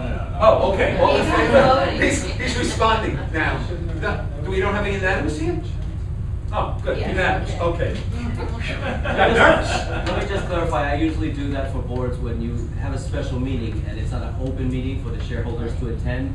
It's always good to ratify it in the open session that you made that decision. We can Okay. tell them we didn't get terrorism insurance, but. We're not gonna discuss the laundry room is not gonna be discussed tonight. You saw it in the package. They want an extension of contract, they want an increase in their rate. And that will have to, if you wanna discuss it, the contract doesn't end until 2014. I don't think anybody's interested, right? Good. I'm interested. I think there's some discussion down at this meeting. Well, all right, so Russell, would you put on the calendar for next month, please, the laundry room? Okay, now you're up to the two motions. Recommended motion, move that the board approve the proposal submitted by Remco Maintenance to perform routine maintenance, refinishing maintenance work for the service period of 3 years, along with a one-time scratch removal work for the interior elevator cabs at an initial cost of $12,900, and thereafter a fixed monthly maintenance service cost of $475 per month. Per elevator. What page is that? Per elevator? It's on page 3. Per month, per elevator, correct? Page 3. Per month. The whole shebang, okay. The whole shebang is $475. In the middle of the page. I move it. Is there a second? It's right here, page 3. It's on the back of page 2. Just, yeah, this one goes for the exhibit. Yes. Yeah. Then it's 475 per elevator. Is that right? No, 475 total, Expensive. per month, period. Quarterly. I moved it. Is there a second? Second. Good. Thank you. Any questions now? Go ahead, Chief, you're first. Yeah, just want to see, because it says initial cost 12,900. It's it's for 3 years. So they will not charge extra except those per month charge. And then for the 3 years, for 475 per month, the whole 12 elevators. Is there any incremental, like each year, annual increase, or this is? No, This is this for the term of the 3 years. Okay, so I just want to give people an idea. 12,900 is equals to about 358 per month. That It's means quarterly, it's not monthly, quarterly. They charge per month, but the service is quarterly Right, performed. yeah, So you can say it's for a quarter, really. but I think this is not. The first time they touch the elevator, those the 12 elevators, they're gonna charge us $12,900 to put them in shape and get rid of the scratches. Thereafter, every month, they're gonna charge us for all 12 elevators, $475 a month. Have I said that correctly? And then they Okay. will perform the service, actual service quarterly. Right, go ahead. So this proposal actually doesn't mention this 12, I wasn't sure where it was referenced to 12,900, because the only thing that seems to be on this one page is the 475. I didn't know how we had, how that. I think that's on the second page. So on the back. second page, We're gonna add those up and put some tax on it. Right. 7,200 plus 3,600 plus I don't wanna tax. get hung up. Did you just find it? Yeah. That's all, okay, anybody else? No? Get ahead, Dan. All right, and then John. So, Okay. we've been through this before, and, you know, the question was always, can our guys do the regular maintenance of the elevators? Not with this type of level. When they're servicing the stainless steel, if you don't have guys who know what they're doing in the grain, you'll see it. It'll look wrong. Okay, John? My question is, how much damage is the local 11 work doing to the elevators? Is that what's going on, and are we? Well, that is a good factor because you don't have service elevators. So the workers are using your passenger elevators and you want to make sure that the maintenance is there and continued maintenance. You were previously under a service contract with Stewart King. Okay. And they were much more expensive. They were much more expensive. So, because you feel this will help with the maintenance and cleaning and In general, and keeping up. I mean, you don't want to let it go and the workers exasperate the current conditions and make it worse. It'll be much more costlier if you wait until the construction is done instead of getting on top of it. Andy? This is probably something she said. If these labor and related costs are increased, they're gonna pass them along to us. That sounds rather open-ended. I don't like that. Where did it say that? It has. Right on page 59. It's a fixed maintenance service. It says on page 59. An opening for them to. The next to last paragraph. If these labor and related costs are increased, monthly fees will be adjusted. See here. So we can go back to them and ask them. You have To lock it in. Lock it in. In writing. I think we should, Yeah, yeah, absolutely. You'll take care of that? I'll take care of it. So we won't sign the contract until we have it locked in? Right. Okay. Knowing that, oh, I'm sorry, Chief. Yes. One more thing, their rental, the second page, I think their initial charge probably is doing this service. 7,200 and then the 3,600 plus taxes. It probably equals to 12,900. This one time, like a sand and then whatever scratch proofing. So next time, I just hope if to some point in a year or something, we need to do this, I think you will come to the board, right? To ask for approval. Well, I don't think we'll have to do it if it's maintained every month. Isn't that the Right, issue? that's what the quarterly- That's the issue. Hopefully we'll not do it. Yeah. Okay. Knowing that, anybody else? And Doug? Yeah, this is the only, I know there were 3 proposals in here. One of them mentioned painting the ceiling. Ramco mentioned painting the ceiling. Yes. But the others did not, right? Is that? Yeah, this was only for metal maintenance. We don't want this, the ceiling is not an issue, I don't think. Does anybody think this ceiling's an It issue? says sand, prime, and paint ceilings. That's the one we didn't take. No, that's the one you're- That's Ramco. Oh, By the way, which is So- the cheapest bid. If we don't need that, Yeah. why is it in the bid? It's an It's not in the optional. other bids, right? But we're not paying for it, right? No, it's part of the 12,900 that we came up with. Our best understanding is the 12,900 is the 7,200 plus the 3,600 plus tax. Yeah. It's a little- No, that's not. All right, excuse me, we're amending the motion. It's for $7,200, that's what it's gonna read. And The it's- initial cost, $7,200 plus tax? Is that correct? Plus tax. Okay, we wrote it, plus tax. You have that, Heather? Plus tax. Any more, so the prices come down to $7,200 plus tax, additional cost. We're just negotiating. Yeah, we read it wrong, that's why I said. It was read wrong, that's why. All right, now, any going for 5,000? No, that can't be. So, does this proposal involve the floors, or that's a different? No, just the metal, the side. You not have floors. mats on your floors, so that's something different. Yeah, we We're coming on that. have those nice mats, you know, with the insignia that says, whatever. Okay, now that we've gotten that out of the way, anything else? No. It's been seconded, it's been moved and seconded, am I correct? Okay, all in favor? Unanimous? For $7,200, it's unanimous. Plus tax, right. Okay, go ahead, keep going, Russell. The next one is a revised recommended motion, different from your packet, so hear me out. Move that the board authorize CSR management to replace mats and runners on an as-needed basis based on the lowest unit price from pre-bidding contractors. So essentially, the email that Andy sent around whether we needed to replace all All. mats. You're right, we don't need to replace all, but I think As an some of the example, elevator mats ones near definitely the need. mailboxes are in good Okay. condition, they don't need to be replaced. Well, what would be not to exceed cost? What should we say would be the not to exceed cost, Russell? Well, the total price that we originally got to replace everything in every building, every elevator was $13,000. And that was the original motion. I don't think we need $13,000 of full mat replacements at this time. Yeah. So I would just prefer to do it on the individual basis as we need them. Building 80 elevator needs new ones, we'll get 2 new ones for those elevators. All right, so, wait, Dan is first. Why do we need mats? Why do you need mats? No, we didn't move it. Why do we need mats? We didn't move it, hold on a second. I didn't move it, wait.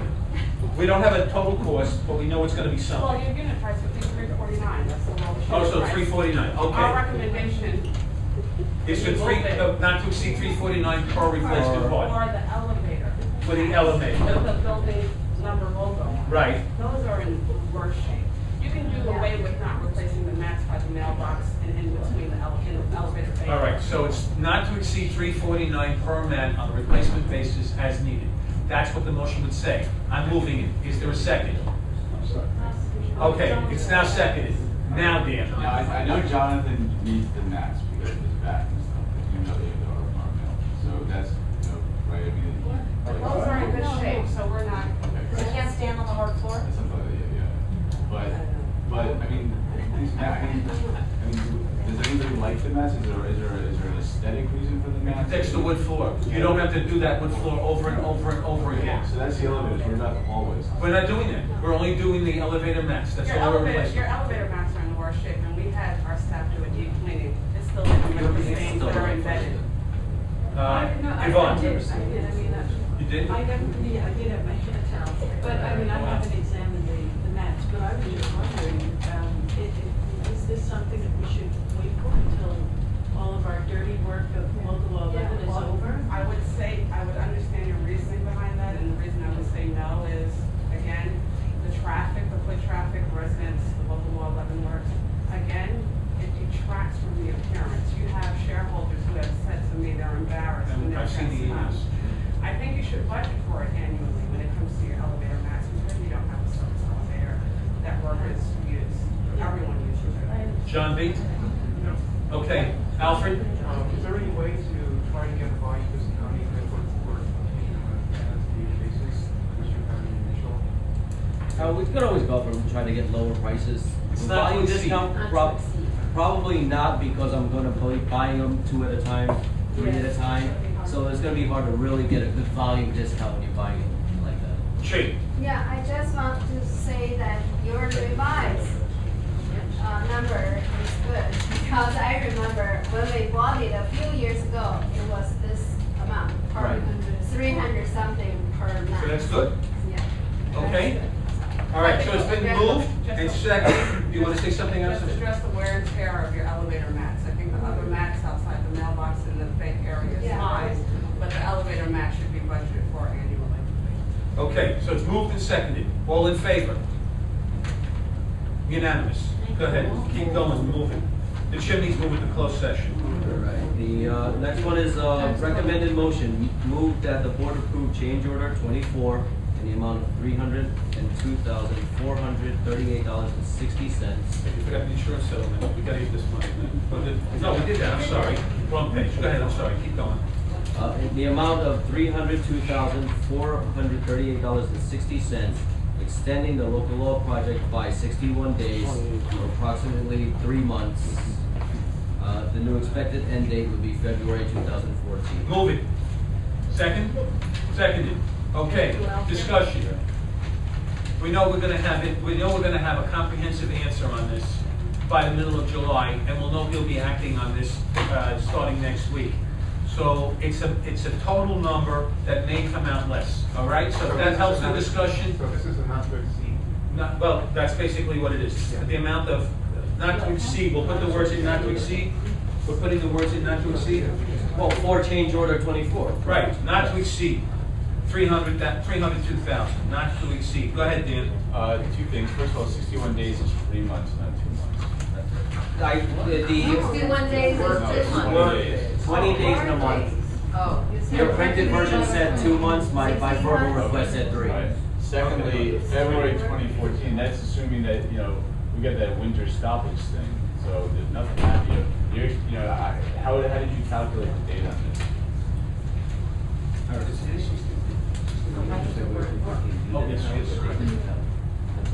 Okay, so 61 work days. I'm sorry. And the other thing is, They need to take into account the winter hiatus, so it would probably bump it out to March or April. But April is the, well, wait a minute. The last one bumped us to December, right? Correct. The last one So bumped then us to you December. stop. Then April, May, June, so you're looking at least June of 2014. No, I think May of 2014. Well, April, May, June. And the stop order is, the work stoppage is January, February, March, correct? So then it's April, May, June. Yes. So June So it's 2014. June 2014. Okay, so June 2014. Having done that, Andy, I thought we were gonna go to this, why are we doing this again? we voted for, this is, Iris, explain this again. The reason why we're voting this is the dollar amount of all the other little things that we put together to get it this way, to make it the change order. Yeah, this is a change. All right? We previously approved a dollar amount for a certain amount of allowances for concrete work. Now, this is the actual fruition of that allowances into an actual change order. Okay? Any other questions? She? Just suggestion, because I know everybody knows this is capital project. You have to make it. Oh, this is a CapEx expense? Yes. All right, this is a CapEx expense, you are absolutely correct. Okay, anything else? Go ahead, Doug, Dan. I would just like to urge that if we can wait until this report comes out and get some illumination on this issue. He said it would be impossible to wait. The way the job is constructed, we have to move forward, otherwise we will run into a more serious situation. He's the expert. We hired this guy. I think we should listen to him. He's gonna be there Tuesday. You're gonna be there, Alfred? Dan, you're gonna be there? Okay, so we got plenty of eyes on the page. Go ahead, Anything Patrick. that he could find, like, there could be some things that he could find, but then there's no way. He's It's going to go up. gonna ask him to show him what they're doing, and then he's gonna tell them if he thinks that's right. That's what's gonna happen. I believe that's what he said. And we have, look, if we can't trust him, who are we gonna trust? This is the guy we're asking to consult on us. All right, anything else? Yeah, I've got a question, just off of what Dan was saying. Russell, do I understand this correctly, that, for example, on page 2 of change order 24, J4, when it refers to allowance for 593 square feet concrete pad patching, or 2,207 square feet of deep concrete patch, this is a maximum allowance, but this is not necessarily a decision that we have to do this much. this is a up to this many square feet, is that what Gene was saying, so therefore he can still possibly analyze this down? He's going to look at it, and he's going to tell us if he can analyze it down. That's what he said. Yeah, okay, but I just right now want to ask Russell a question. Is that the way you understand the way Yes, this change that's order works? exactly. I'm just not sure that I get. Okay. So then, if we approve it, there's still. I'm more concerned with the days than the amount. You know, the way that they have been banking these days, is banking and banking and banking these days, and then it gives them all this cushion to give us less men. And, you know, that's, you know, I'm just really, I'm extremely nervous about. But we now have a person who's asking them to bring the total number of men up. We think we're gonna have 50, what do you say, 58 men now is looking for, right? Remember, 48, almost 50 men, and you're gonna keep pushing for them to bring in more men. He's trying to explain to them that if they bring the more men in, they're gonna get off this job. And that's really what they gotta do. You gotta get off this job. So he has no leverage, he's really just saying you should be smart because you can make some money somewhere else. Right. Well, he's saying that's leverage because He does have leverage though, because of who he is. Right, but they have. Let me say that there's no contractual leverage per se, because that was never defined on a certain number of workers that have to be on site at a given time. It was always time-based versus number of labor force days. All right. Based. It's been moved, it's been seconded. Any more discussion? Maitri, any more discussion? Doug, any more discussion? No? Okay, all in favor? We have no unanimity. We have, John is a no? All right, so you're abstaining or no? No. A no, okay. Okay, so 2 no, everybody else yes. He doesn't want to give him any, I don't want to give him any money. Go ahead. Next, I vote yes. next, recommended motion, move that the board approve releasing the monies associated with the reduction of the retainage amount from 10% to 5% of the total contract cost to date. And this is for building 1 and 2. Right. See, Professor George Toon and Allen said that they've reached that point, so they have a right to do that. So I move it. Is there a second? They submitted their certificate of substantial completion for building 1 and 2. So it's releasing the last 5% retainage. Go ahead. It's just for buildings 1 and 2? Yes. Well, shouldn't it say that? Yeah, he should Oh. say that. It, Move that the board approves the releasing of monies associated with the reduction of retainage for buildings 1 and 2 in the amount. For buildings 1 and 2, very good, Andy. In the amount. In the, of the 5%, it's the 5% retainage. for buildings 1 and 2, in the amount from 10% to 5% of the total contract cost. Cash amount. A hard number. I can do- Absolute number. We need the number. Total contract cost? No, it's. Oh, what's 5%? What's the 5% release? Yeah.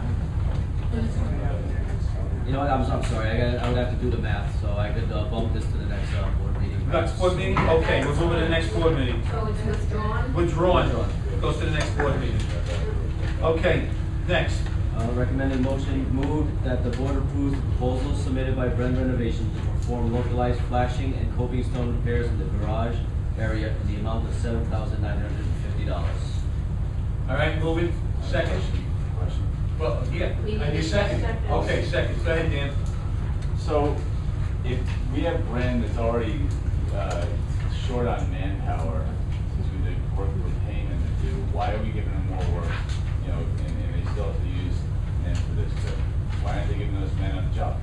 This is a garage repair for all. This has been going on. This is the Any of end. the garage repairs were a separate contract item from the local law items. It was One separated out. side would take them. Yeah, we agreed to, they've been working on the garage for over a year now, I The think. garage At least- was at a least separate 8 legal months. entity, not associated with local law 11. This is the completion of it, Just on that project? of the garage. Not a separate contract to them? It's a separate contract between Morningside and Brent. They were retained to. The point is, it's not new.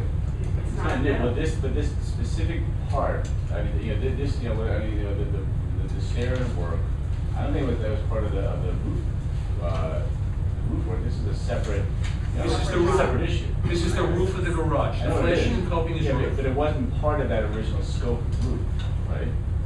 It had to be. It's flashing and coping. But then why is it? Well, no, it wasn't part of the original, that's why they're asking for the approval now for this additional. Right, so somebody else could spend their guys to do this also, right? Yeah, it doesn't make sense if I. We have a set, well, if I could, let me just say this, we have a set contractual price, I believe, on these things with Brent for this kind of work as it came up. It wasn't like, This is a side project. right, but we agreed to whatever that pricing was gonna be, somewhere at the beginning of the thing. If we tell them don't do it, first of all, they have to secure it to make sure it's safe, because you're talking about flashing and coating. That means you could have an issue with something falling, because this is the part around the roof. Second, we'd have to go out to bid. And third, we don't know what the price is gonna be. It could be more. We could wind up paying somebody much more just because we don't want them to do the work now. So it's up to you. I'll go any way you want, but I think just given especially with what everyone seems to say, we have limited resources, maybe if the other jobs like this come up, maybe we should have other resources, we should have other bidders and other contractors who can take that side. But I think it's. But I don't disagree with you, except for one thing. We started with them on this roof. They've been working on it since last year. Remember you had the asbestos removed first? Then they came in now to replace all that copper along the edge. You know, this all copper on that roof. If you look, this all brand new copper where there used to be asbestos, and there's a new sealant. And now there's a flashing issue and the top where it's all part of the job they're doing. It's just another piece that came up while they're doing it. I mean, if you want to say no, then we got to go out of bid. Yeah, let's clarify. The recommended work here was requested by CTA, by Cutso George, who looked at the areas and agrees and recommends this work needs to be done. They drew up a scope, and Brent is submitting a price on it for $7,950. We could not approve Brent now, and I could send this scope out to other contractors to try to. You want to do that? But that is a possibility to do. So withdraw this. Well, no, we could do this. But before we do it, let's get a sense. We don't have to have a vote. We can get a sense. How many, this is not a vote. I just want to get an idea, because otherwise I'm going to direct to withdraw, and he'll go and get 3 bids for this. What's the sense of the board, just by a quick show of hands, who want to have this job done by Brent?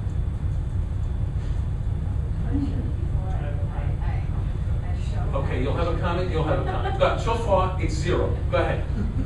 My question is this like part of what they have been doing in the garage? Yes. They have started, right? That Yes. I They're know. They're almost near completion of all the Yeah, jobs. so this is just the last part of. You think, yeah. I think, because Based on the thing CCA. is, I like to tell all the board members, the new board members, I remember the city has issued some violations in the garage, saying unsafe.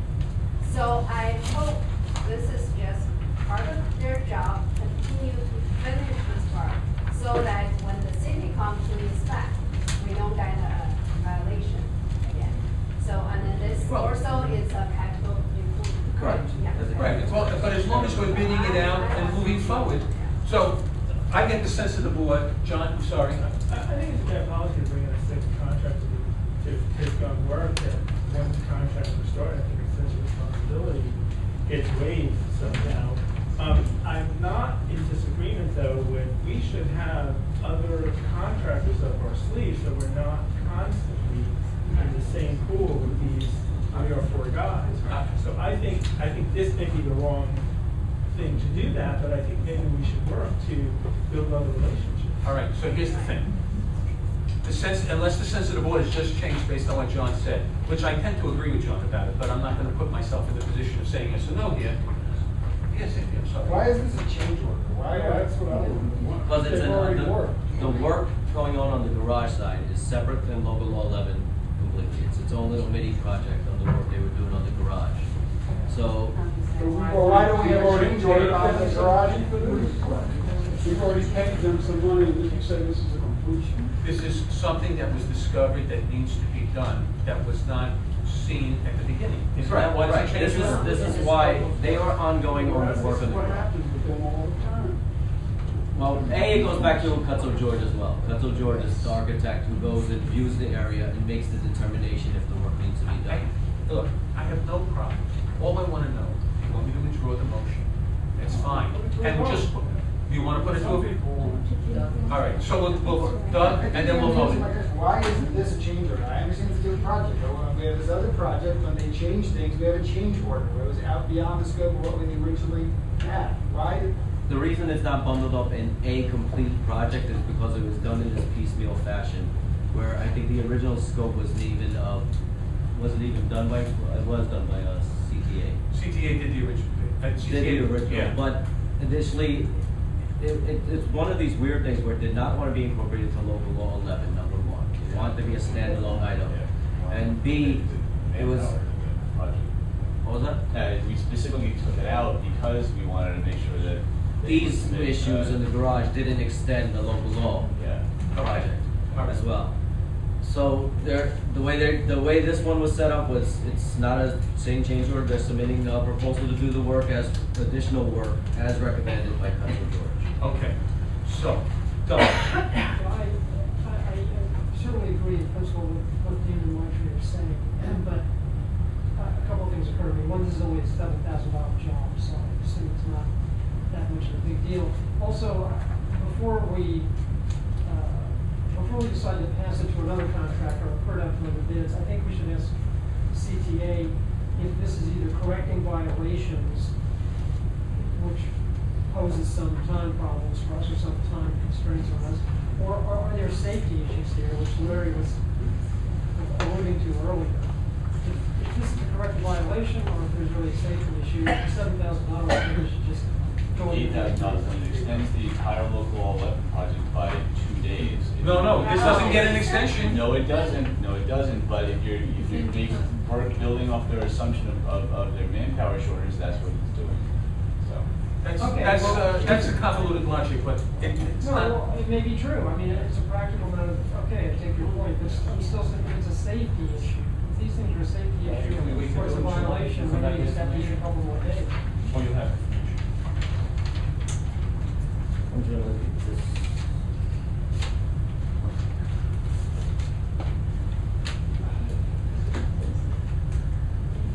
Yeah, then Council George's recommendation is not recommending it as an emergency repair or necessarily a safety issue, just a recommended repair. Okay, so, shall we attempt to vote this up or down? And then if it gets voted down, Russell will go out and get a new contract, all right? So it's been made, it's been seconded, all in favor? 1, 2, okay. John B., Yvonne, Chi, Dodona. All opposed? Alfred, Andy, Dan, Doug, John, Maitri. I almost missed you for a second. John, Doug, Maitri. Stefani. John C, right. John B can't vote against. I know. John C. Okay. Where did Doug vote? Doug voted against. Against. Right. Okay? So you're gonna go out and find a new contract. Okay. And then you'll come back and then we'll find out it'll be $9,000. So that will all be happy. Okay. I'm missing somebody. Wouldn't they bid again for the same thing? Hold on. No, you don't even start a bid, he has to. Yeah, I think that's two additional periods. Yeah. So it'll be 4,000. No, not the other buyer. The next guy's coming in. All right. Let's do the next one. Last recommended motion, moved that the board approve the replacement of 2 window sills on N2 and E7 elevations on building 4 at a total cost of $5,225 and 1 additional workday of contract time. Move it. Second. Anybody second? Andy? Okay. All right. I'm looking for discussion, or otherwise let's just vote. Okay, and this is a CapEx expense. I'm sorry, I'll include that on my motions. Please. As a capital expense. All right? CapEx expense. Now, can I call it for a vote, or do you want to discuss this? Well, Russell, can you just say something about this?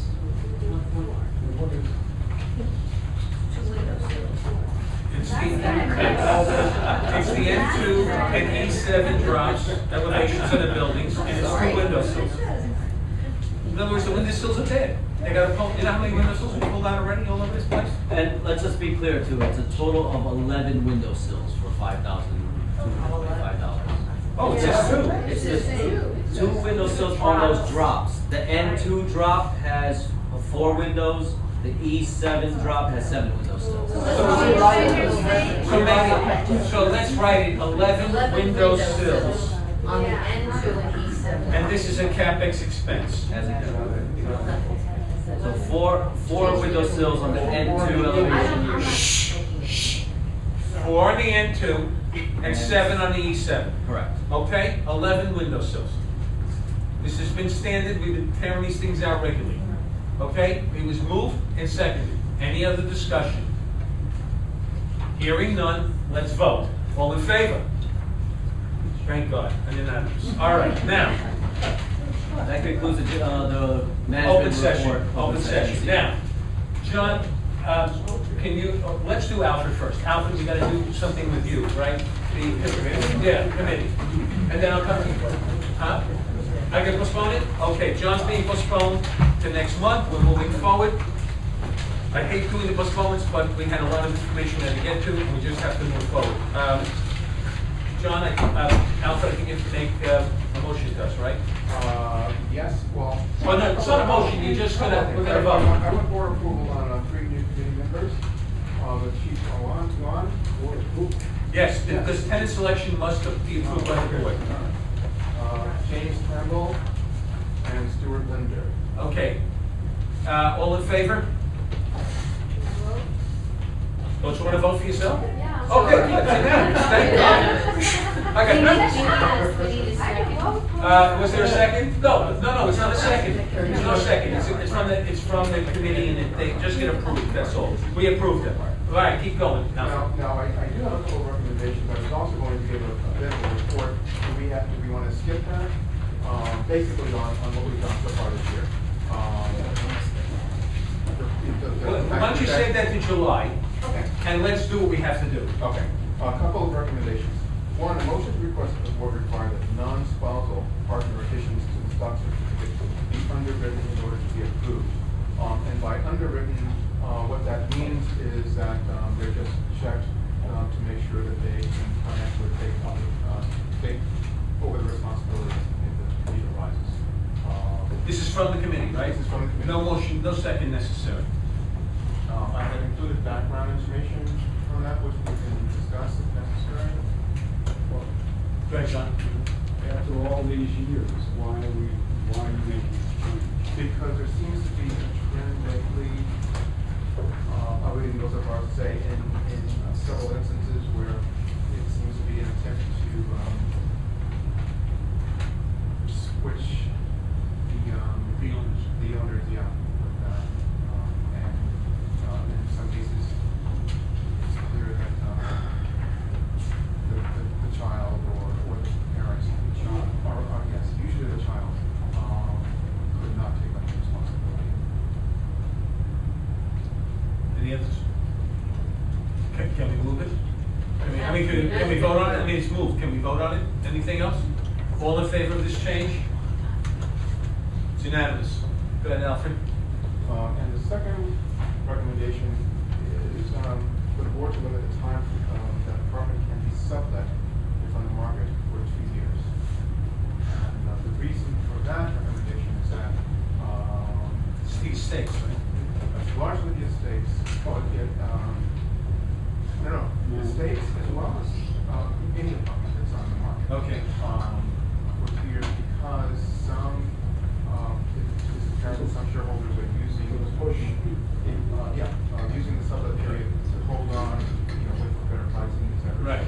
I got you. Everyone understand this, what he's saying?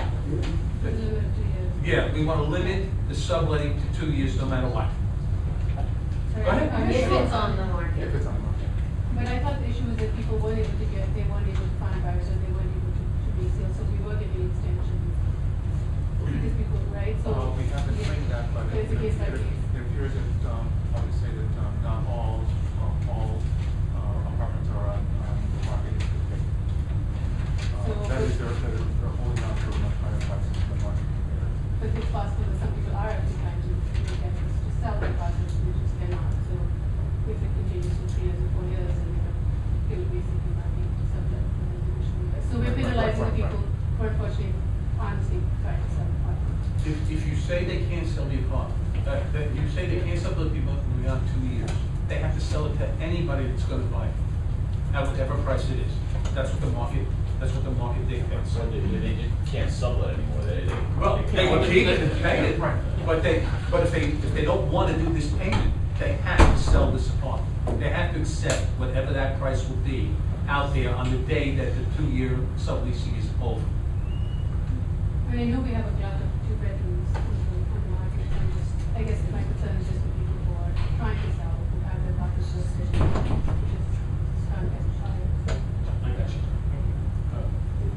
I got you. Sean? So these are legal settlements, and the settlements are paying the additional fees that we have put on them. And we have almost 60 empty apartments in this county. I just think this scale is in a way that, I don't see why we would want to do that. I think the issue is some of the illegal settlements we may have going on. Why would, most of the apartments, the people that I see are trying to sell the apartments to pay them. I mean, who's selling them? Is there a way, let me ask you a question. Is there a way to know if they have been made, offers have been made to these people and they have refused them? And then, if that's the case, then this rule should apply. But if they have had no offers for 2 years, it would seem that they should still be allowed to sublet. I think that's what you were getting at, right? Yeah. So is there a way to track it? I don't know if there's a way that we can track that except through sales and transfer. Right, so could we pull, If there could be a mechanism put in place. so could we pull this back and could you look at it with Frank and see if it's possible to do this? So you're pulling it back? Yeah. Okay, so we don't have to discuss it any longer. Withdrawn. Okay, we just finished committee reports. We're up to the treasurer. This is amazing. So we'll start with, We're rolling. we'll start with a unanimously approved, motion from the recommendation from the committee, so the committee for a second. So, the committee moves that the board pursue the 5 largest estates maintenance arrears and landlord tenant. Thank you. It was recommended by the committee, so it's no second necessary. Does anybody want to question why we're doing this? Okay. Doug just left, so we will be here for the vote. All in favor of this? No, before. I just want to be sure. Dan, do you want to speak first? No? All right, so can I call the question? Good, all right, all in favor? It's unanimous? It's still unanimous. It's still unanimous. Okay, good. Okay, keep going, Andy. Okay, so we had a very good meeting this week, I'll be very brief. We've been working on getting all our traditional financial forms. We nearly have all of them. We got the hardest one, which is the trailing 12. It required a lot of work by CSR. We still have some problems with these general ledger codes, so we have some, all the numbers don't square away quite yet, but we made great progress, and I really appreciate what Russell did for this last meeting. Russell did a new report that we've not seen before that we're going to continue to do. He's going to continue to do, which is basically an executive summary of all these pages and pages and pages of reports, and that's included here. The highlights of it are that we still have a big negative variance right now relative to our budget. By the way, sometimes this says variance, and this is year-to-year variance. Other times it means budget variance. So it'd be nice to specify that. So at any rate, in the year-to-year variances, we're looking very good. That we're spending less on payroll by quite a bit. What was the other thing? Well, at any rate, everything that CSR should be doing, they're doing.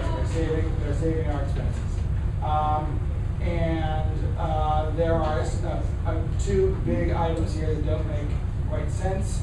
There's $500,000 variance relative to budget and the fuel costs. Maybe there was something from last year that was booked against this year.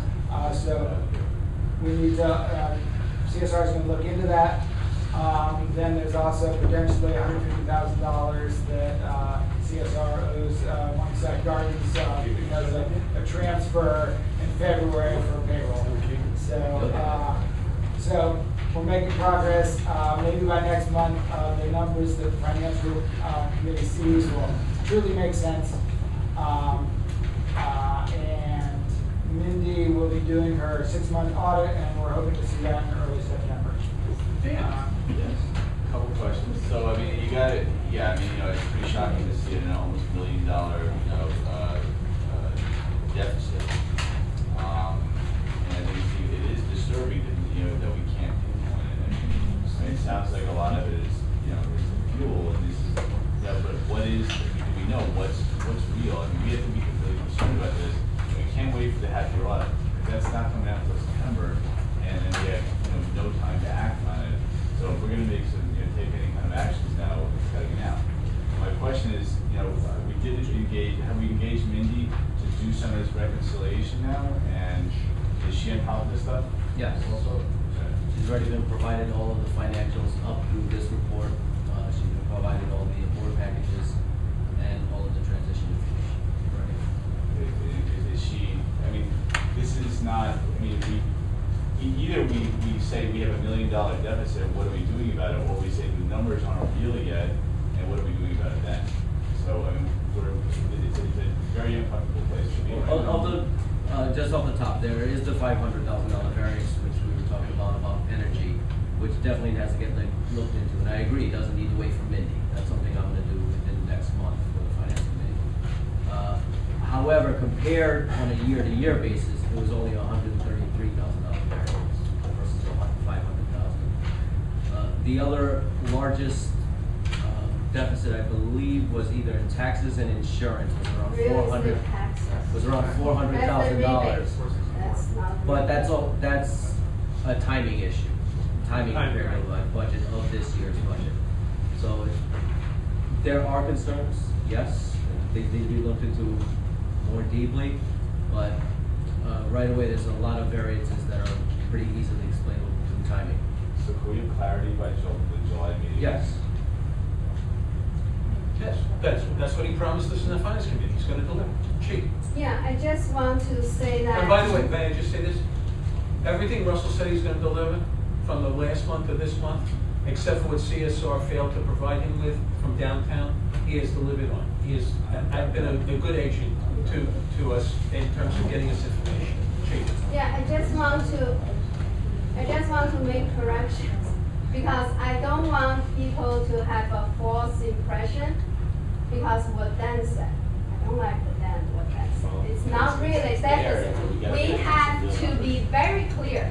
The 900,000 difference, you can't say it's deficit.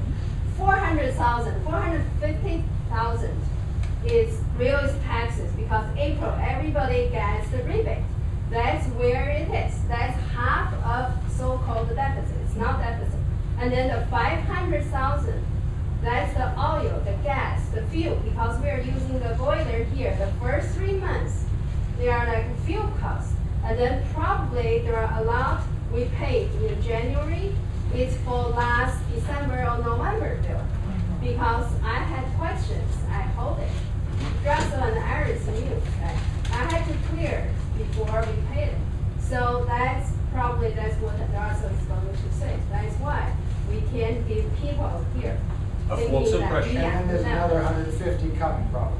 Right, that's the payroll, yeah. And Payroll then, yeah. issue. There's a double dip that they made. It's not a false, well, okay. Can't say that. Double recorded. But we don't have, the point is we did, I'm not saying it was real, I'm not saying it's not real. I'm saying that we don't have clarity, and at this point of the year, we need clarity so we can make the appropriate decision. It's very clear. It's very clear, it's very clear to everyone else, Dan, with all due respect, it was very clear to everyone on the finance committee that what Russell said tonight is what everyone believes is true, and we're convinced that Russell is right. And he's our professional manager. We can't wait for Mindy to do the audit in September. That's not. Okay, Mike. Did we clarify the 150 was the 150? Is that credit to us, or was that prepayment? That's what it looks like. That's what I need to verify. It looks like in January there was a $150,000 payroll transfer that came out of Morningside. In anticipation of That right. should have went to Cooper Square to establish our payroll accounts. What I don't see is the credit on the Cooper Square side, so I have to verify 100% where that money went to on the Cooper Square side. And if it's not there, you know, if the credit is not showing on our side, have the credit put in. Because I think I remember we talked in the finance committee about, it was the 4 months, and then we said it was prorated because everyone didn't. No, not prorated. I mean, not prorated, whatever, it's the fraction. Right. It was the 100, it was, Right. he paid it twice, is what the issue was. Because they didn't take over the payroll until a month later. That's really what happened. Okay, anything else? No. We're up to the president's report. First, I want to heap praise on this board for conducting 4 meetings in 30 days. It was great. We did a telephone to make sure that the co-op was, the shareholders of this co-op were protected on liability and reduced the rate, thanks to Russell.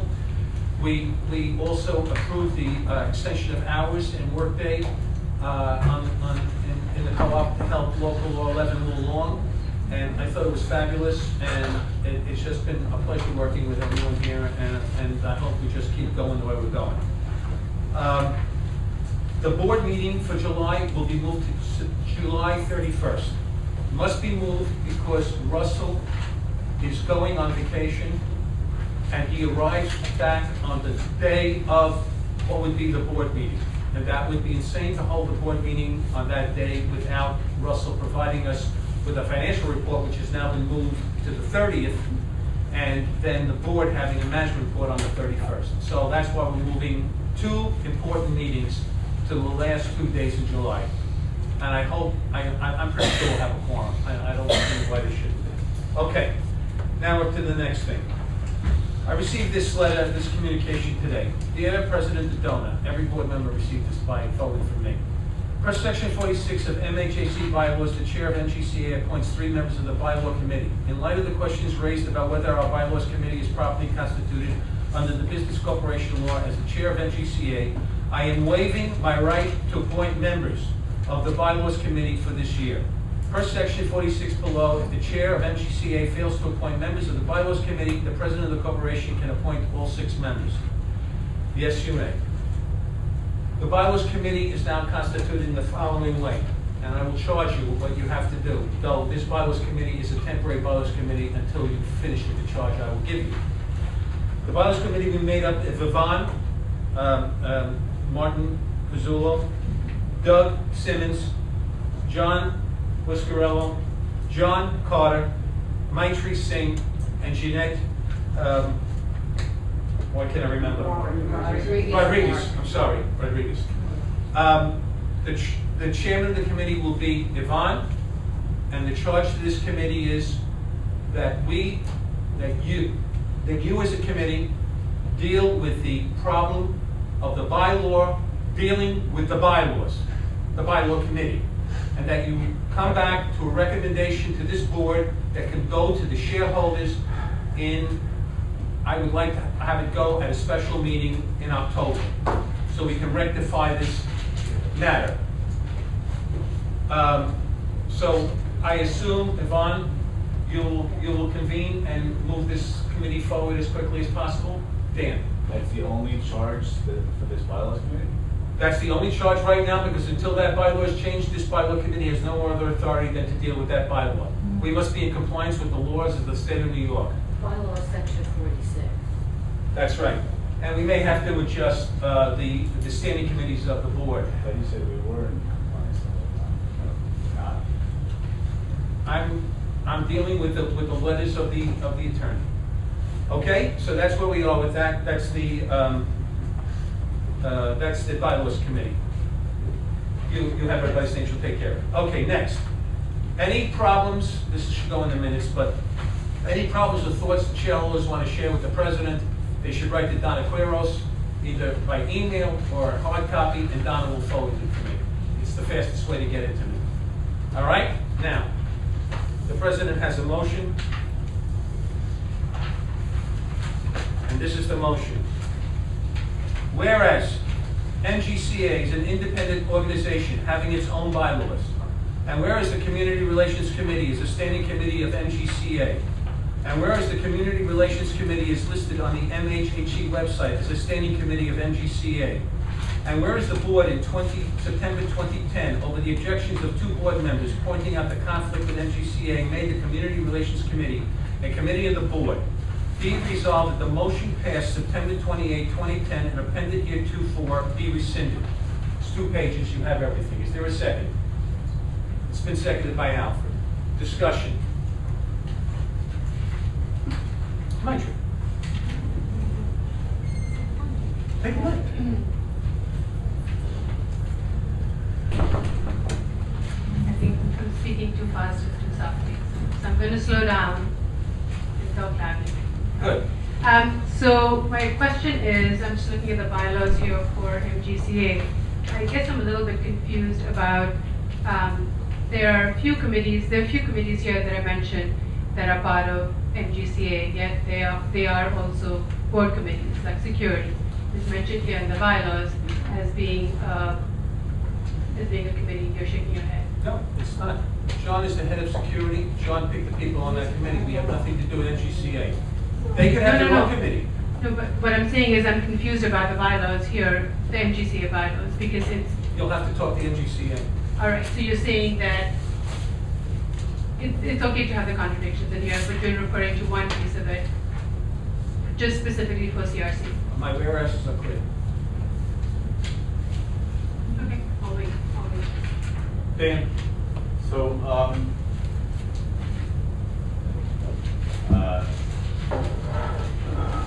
I object to this motion. I think that, especially because, I mean, this is a Community Relations Committee, connotes that, that whatever this committee takes on should really have the imprimatur, or at least should have some alignment with the governance of the corporation. We are the governance of the governing body of the community. It is not MGCA. When you're talking, I think, about a lot of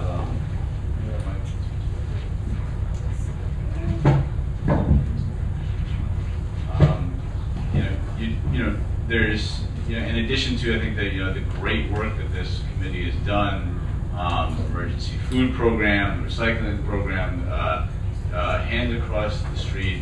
This is a committee that actually has relationships with our elected officials. Can have can actually facilitate a lot of facilitate things, and solve problems that can flare up in this community. I think leaving that to a in the hands of a body that whatever you want to say about it is not representative by the very nature of it. It can't even figure out its own election, building elections. It does not have a formal elections process like the board does. It sends the message that we don't care what we think about this community, about our relations in the community.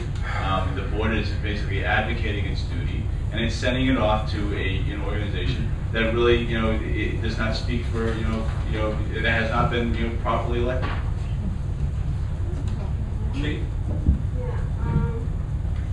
I just want to make a note, like to reiterate like what Maitre said.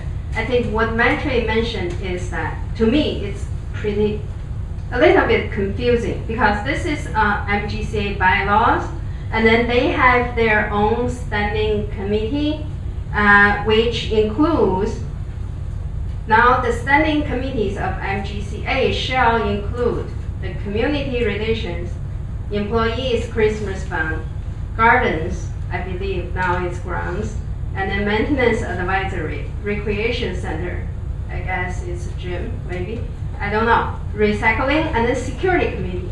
But from what I can see now, grounds committee and then security committee, they are under the board. It's a board, so they're really confusing. I remember if Ezra was here, he really mentioned that when we last time we discussed this issue, like you mentioned, the board passed a motion saying the community relationship is part of the board committee. He even mentioned that the two bylaws don't agree.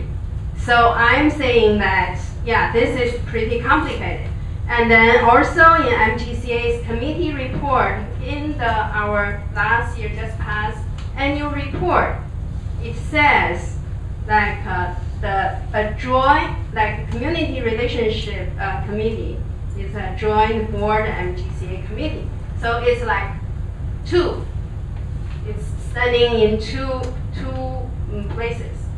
So I really don't know. Maybe it's like our bylaws. The bylaw committee will change bylaw. So maybe we need some kind of like discussion between MGCA and the board to resolve this issue, so we don't have conflict. I think like everybody knows security committee, grounds committee are board committees. So I really don't know what's the best way to do this. Maybe we do a joint something.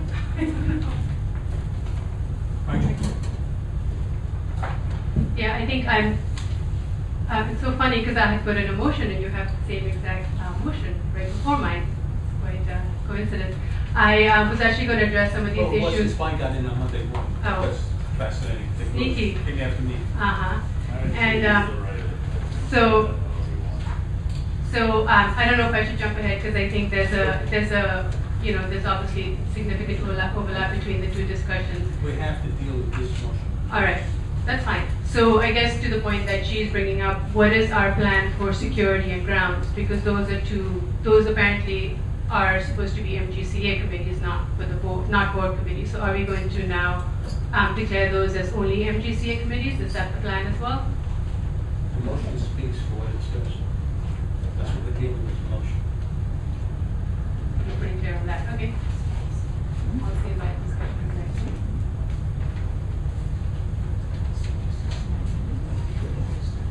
All right, hearing no other discussion, calling for a vote.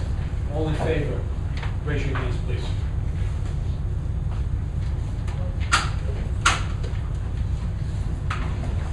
Seven. All opposed, raise your hands, please. Dan?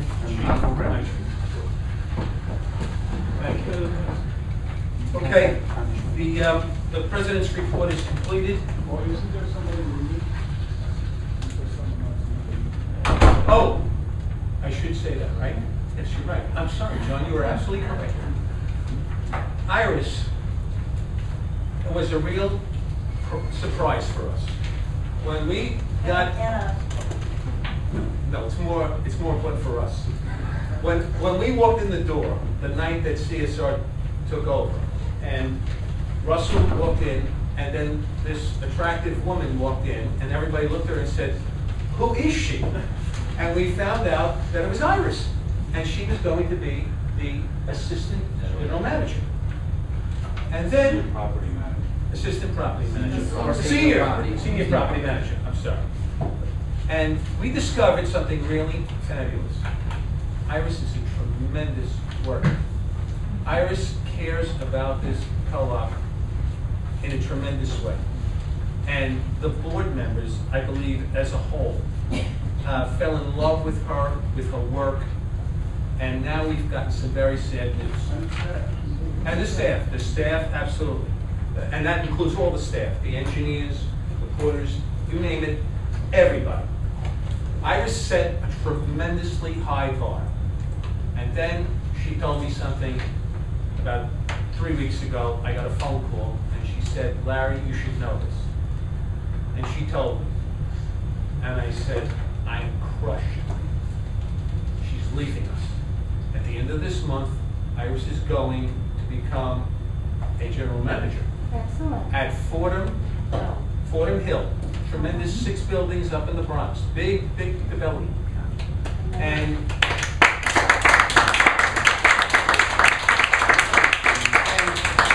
I have to say, it still bothers me that she's leaving us.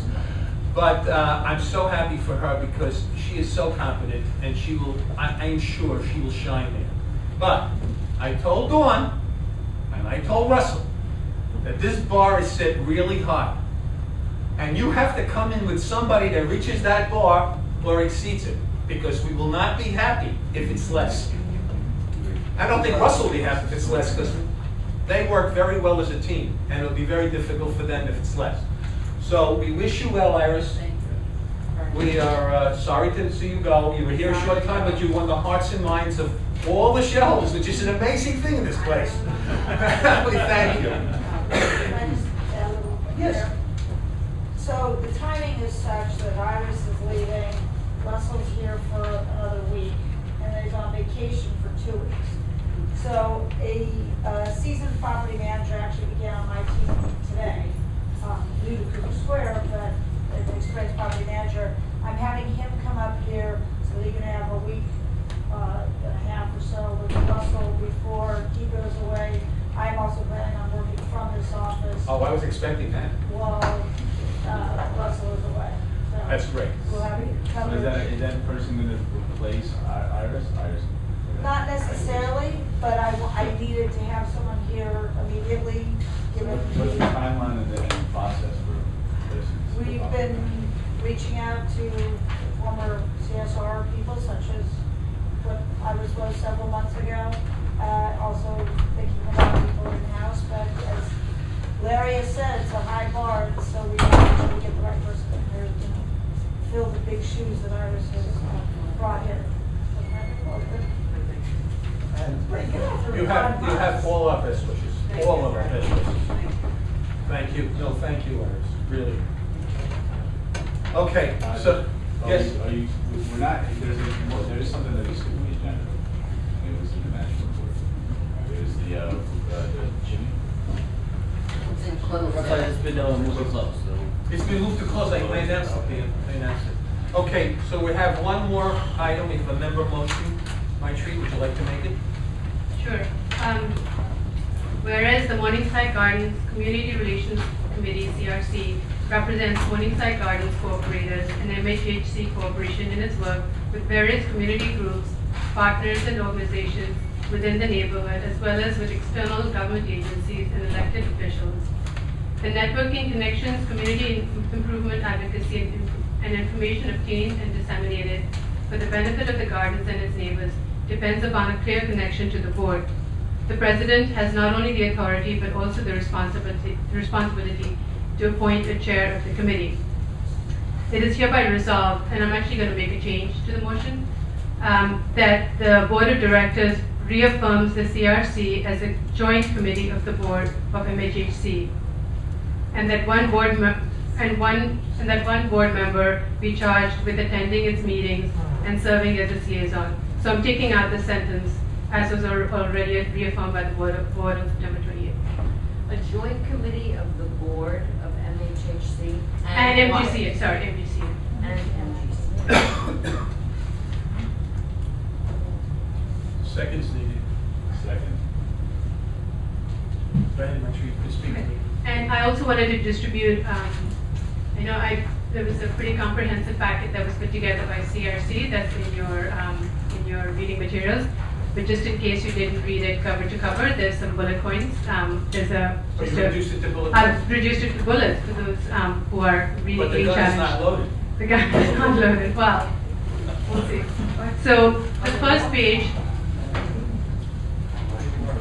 Moving around. So, as you see referred to over and over again in the supporting documentation, there's reference over and over again of CRC as a joint board and MGCA committee. I just photocopied one page from the 2011-2012 annual report, which I have here, written by Toba Frankus, saying that it is a joint committee. The same was the case for last year and many years before that. So again here, if anyone needs to reference that, it is considered a joint committee. So that's the first page. The second page, I just spelled out again for some of this was embedded in the supporting documentation that in 1978, when the committee was proposed by the board, it was actually, there were two committees, and there were actually two committees with two different chairs, one of them from MGCA and one of them from the board. So there's been reference over and over again to it being part of the board, but being a committee that was committed and given specific actions by the board, and they were carried out I might say at a very slight budget for about $500 to $700 a year. And I listed in here about, I mean, I didn't even finish it, there were about 20 or 30 items that this committee has been charged with and has accomplished over the 30 plus years that it's been in existence. So I think coupled with what Dan had said about how important this committee is, not only to Morningside, to the residents in our wider neighborhood, the fact that they have the clout and they have the respect and the commitment to go ahead and meet with members of the MTA, the Manhattan Borough President, State Assembly, the district managers, the community boards, the Morningside Area Alliance, the 26th precinct. This is just a few names that were mentioned in here. People that they have been in constant communication with and improving the neighborhood that we all live in. And I think some of these things that we just take for granted, just the rat problem. This is something that they've been addressing for many, many years. I could go on, but you have the reading materials. So, any questions? Yes, Jeff. Yeah, the Community Relations Committee do all these wonderful things under MGCA. And what's going to be the difference? Can't they do all this same stuff that you've listed here under MGCA? I think the reason they've been able to accomplish some of this is because they've had the backing of the board. There have been times when they've gone 2 different committee meetings and read letters that have been issued or read motions. Can you speak louder, please? Sorry. Give it the mic, please. Thank you. I think having the clout of the MHHC board that represents 1,000 apartments, I think is very different. And the fact is that they've used mandates given by the board to go in and petition these members listed over here. This is something that actually gives not just credibility, but it gives a significant amount of power to have the board of Morningside versus just MGC behind it.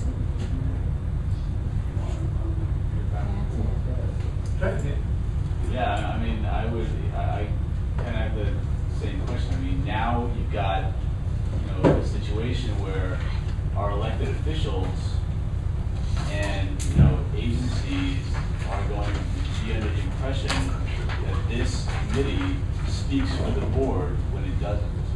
And, the board is the governing body of this co-op, not MGCA, no matter how it's constituted, it's still not the governing body of this co-op. And yet, you're going to have this, and that could cause some serious fissures in our relationship with our electeds and, and grant houses and everybody else. And I think it's a complete abdication of the duties of this board to put this important committee solely in the hands of another body that is not elected and is, has very limited power through our bylaws. Just to clarify something, anytime MGCA would need the assistance of the board to act in a greater venue, they could come to this board and ask for this board to provide a motion. That's what we're here for.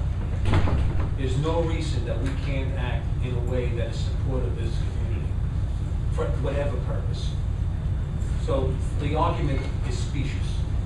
At least to me, it's specious. My tree? No, she can think first. I think she has to go next. No.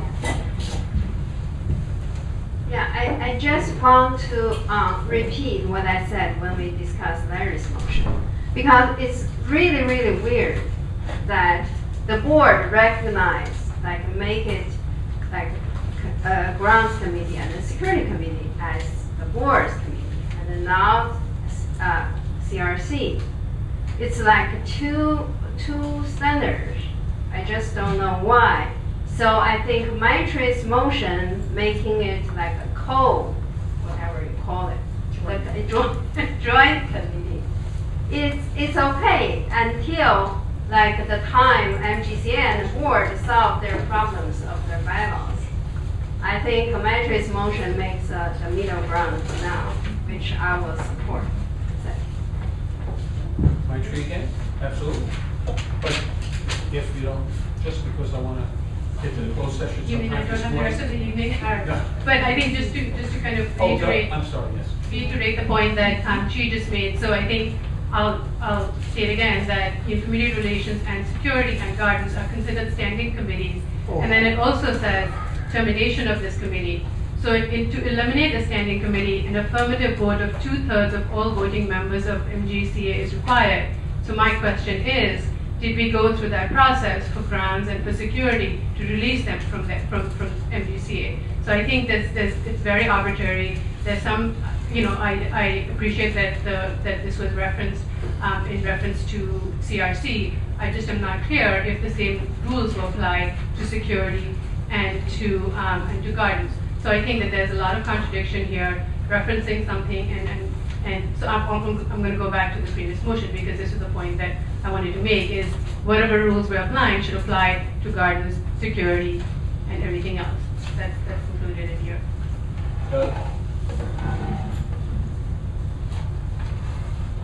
I voted for Larry's earlier motion, and I'm going to vote against this motion. But I want to say something about it. I don't think that this vote tonight should be the end of this discussion about the Community Relations Committee.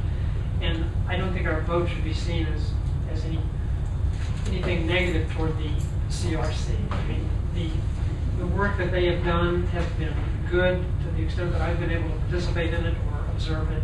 It's admirable. Joan's leadership has been good, and the committee's done a lot of good. The reason I don't want to do what your motion suggests, well, there are a couple of things. Historically, I think the MGCA bylaws and the MHHC bylaws don't really allow for this to be a joint committee. Don't allow for the board to take over that committee. I read the history that you presented there. It's confusing what happened. There were two committees, then there were joint committees, then it seemed to be board committees. It's been through every phase, right? But putting aside the confusing history and what I think is the fact that the two sets of bylaws don't really allow for a joint committee. My real objection to this is I am not in favor of having a joint committee with MGCA. I think that we should revisit the topic of having a board community relations committee. If the people on that committee believe it's important that the committee be a board committee, then I think we should talk about that as an issue unto itself.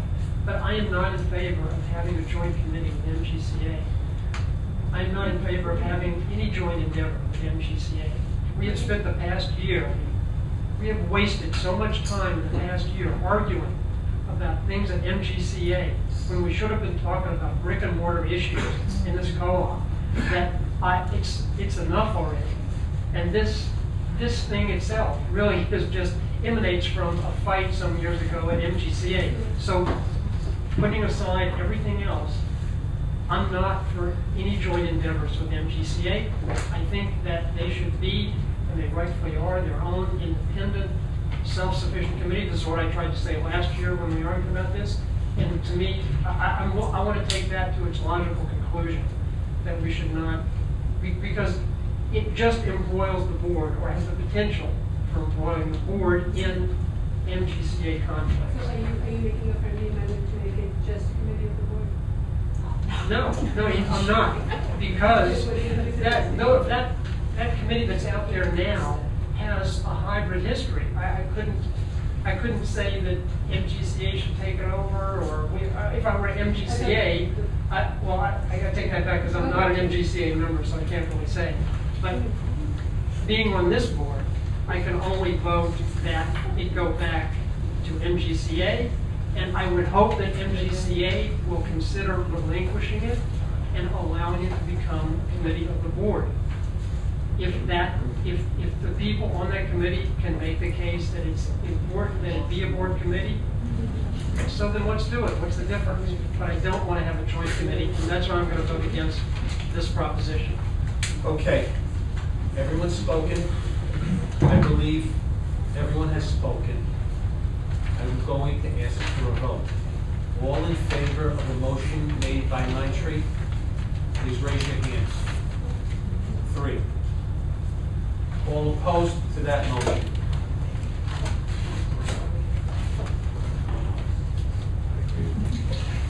Thank you. Okay, we are finished with open session. Sorry it's 2.5 hours, but we had to have that at the beginning of the meeting. We will take a 5-minute recess, come back here, and Russell will go through his next routine.